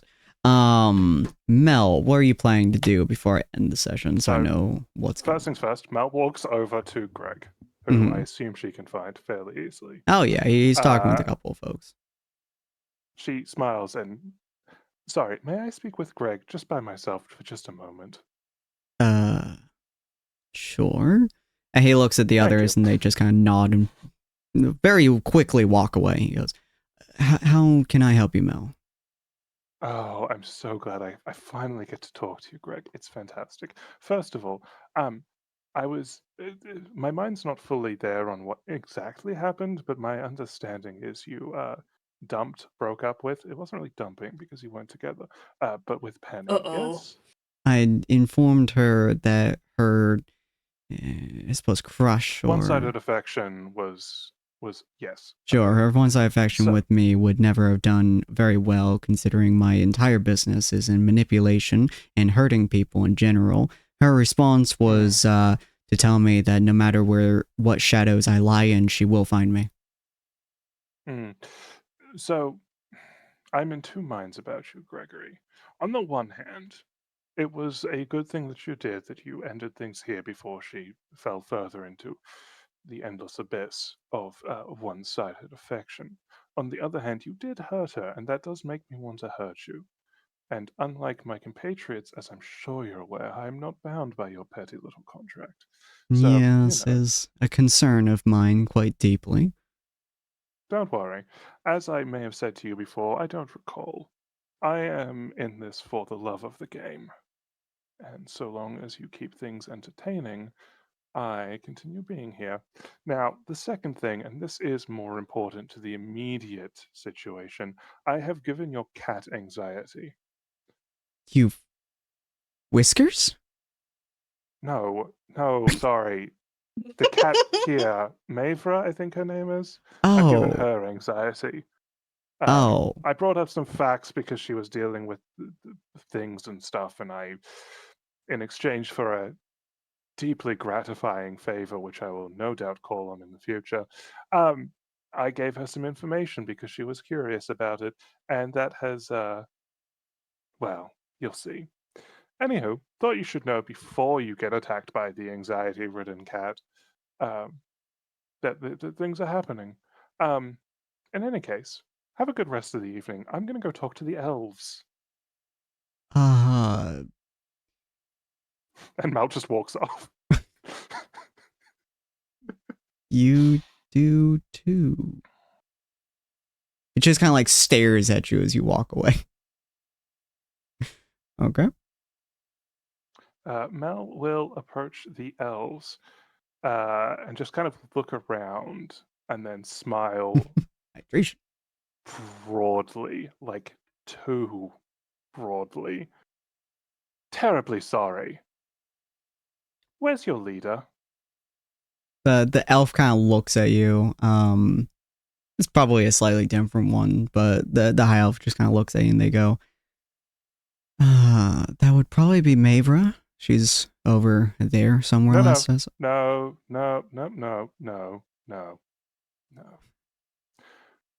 Where is the one who leads you? He looks over your shoulder. Looking for Alicia? Not Mavra. No. Where is the one who leads you? Ma'am, I don't think I quite understand your question. No. Shh. Child. I know more than you do. You will take me to the leader of this elvish delegation. The true leader, not Mavra, not Alicia. The actual leader. Now, if you please. I'm on a tight schedule. I have so much to do, so much partying to see. I just want to have a quick word with the person in charge. She kind of like leans in for a second. She kind of goes, the in charge? Yes, the in charge. No, I've been saying I want to speak to your leader because I want to talk to someone I have free access to. Of course, the person in charge. The Harmonious Haven in charge, or the Elven Embassy in charge? Or I don't think you're going to be able to get the in charge on the phone so easily. So I will take the Harmonious Haven in charge. I mean, yes, technically Harmonious Haven in charge is the in charge of the Elven Basti, so I mean, we do have another one who is under that, but if you're looking for like a really in charge, how do you know about the in charge? Don't worry about how I know about the in charge. Wait, so you know about T? I know a bit about T. Huh. Well, he did say if anyone knows, if anyone replies that way, we should bring him, so, okay. No one really knows the name T. I'm surprised you do.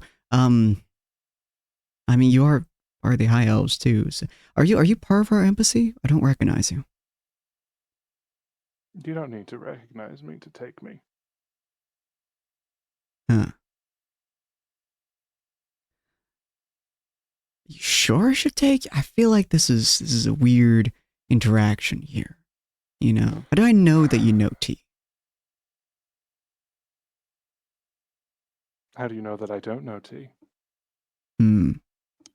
Make a solid point. Well, you know about T. There we go. Can we hurry this up? I have partying to do.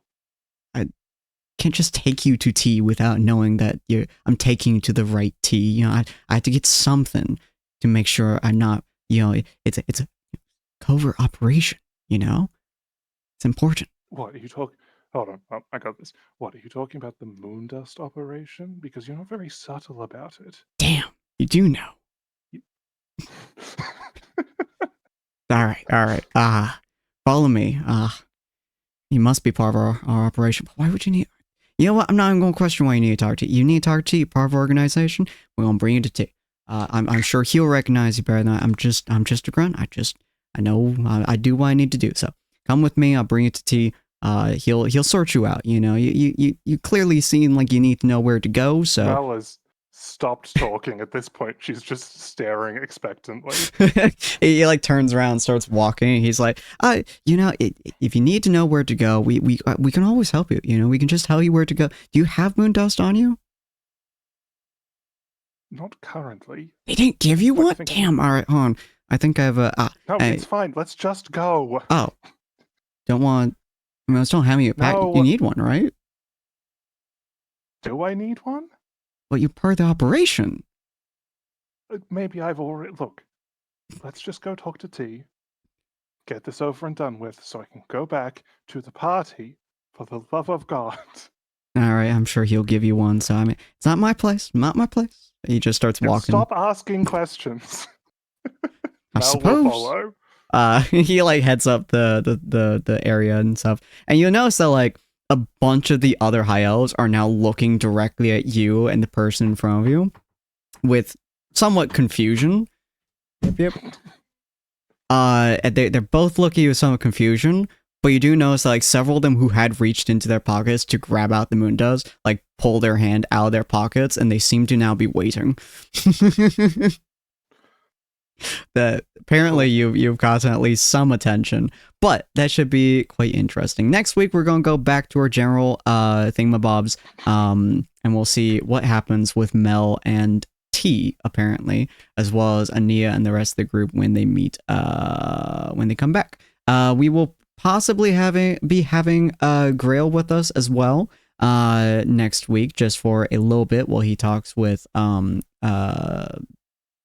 Ray's character, that I've somehow completely forgot the name of. That's just disappearing from my brain. I'm now pissed that I don't remember the name. Hold on, this is bothering the shit out of me. Aldith, there we go. Good job, DM. Good job, DM. It was pissing me off a little bit. But yes, so it's very possible we might have Grail on for just a little bit to be able to talk with Aldith, which should be quite fun. But we're going to go over to my end screen. If you guys have not checked out my wonderful and lovely players, absolutely feel free to do so, either at that one or at that one. We're going to be switching back over next week from our crossover episode, so Nia and Sapphire will be coming back over, and Grail / Penny, I think. Yes, will be come back over here as well, starting next week. Crossover time has been concluded, and spooky season shall be starting next week. Spookies. And I will be debuting a new model on Monday. So it should be very Spooky fun. 5 me. Yes, it's not going to be as complicated as my current model, but it's going to be a little bit of a spoopy model that we're going to be playing around with for the entirety of Spooky Month, starting Monday all the way over until probably the 31st or just the 30th. I haven't decided if I'm going to do anything for 31st, considering it's Halloween. But we'll see. We'll see as we come along. If you guys are interested in checking out everything that we have and are going to be doing in your time zone, check out our Discord. Otherwise, feel free to collect that raid message as we go and attempt to raid somebody. Which I think is going to be my friend Always Sleepy, who is playing some Dead by Daylight. Because I love Sleepy. I rate them once in the last 30 days. That should be fine. She either does PNG tubing or she does VTube or she does cam tubing. One of those two. Just depends on the day, how she's feeling and stuff. But she does have a little picture of a K-cat as well, which is just super. 2 K-cats actually on a cat tree, so it's super adorable. She's playing some Dead by Daylight with a couple of friends, I think, or she's just doing general stuff. But she's also sick, so we gotta give her some love. We gotta tell her hi, and we got poke her in the nose. So hopefully you guys have all enjoyed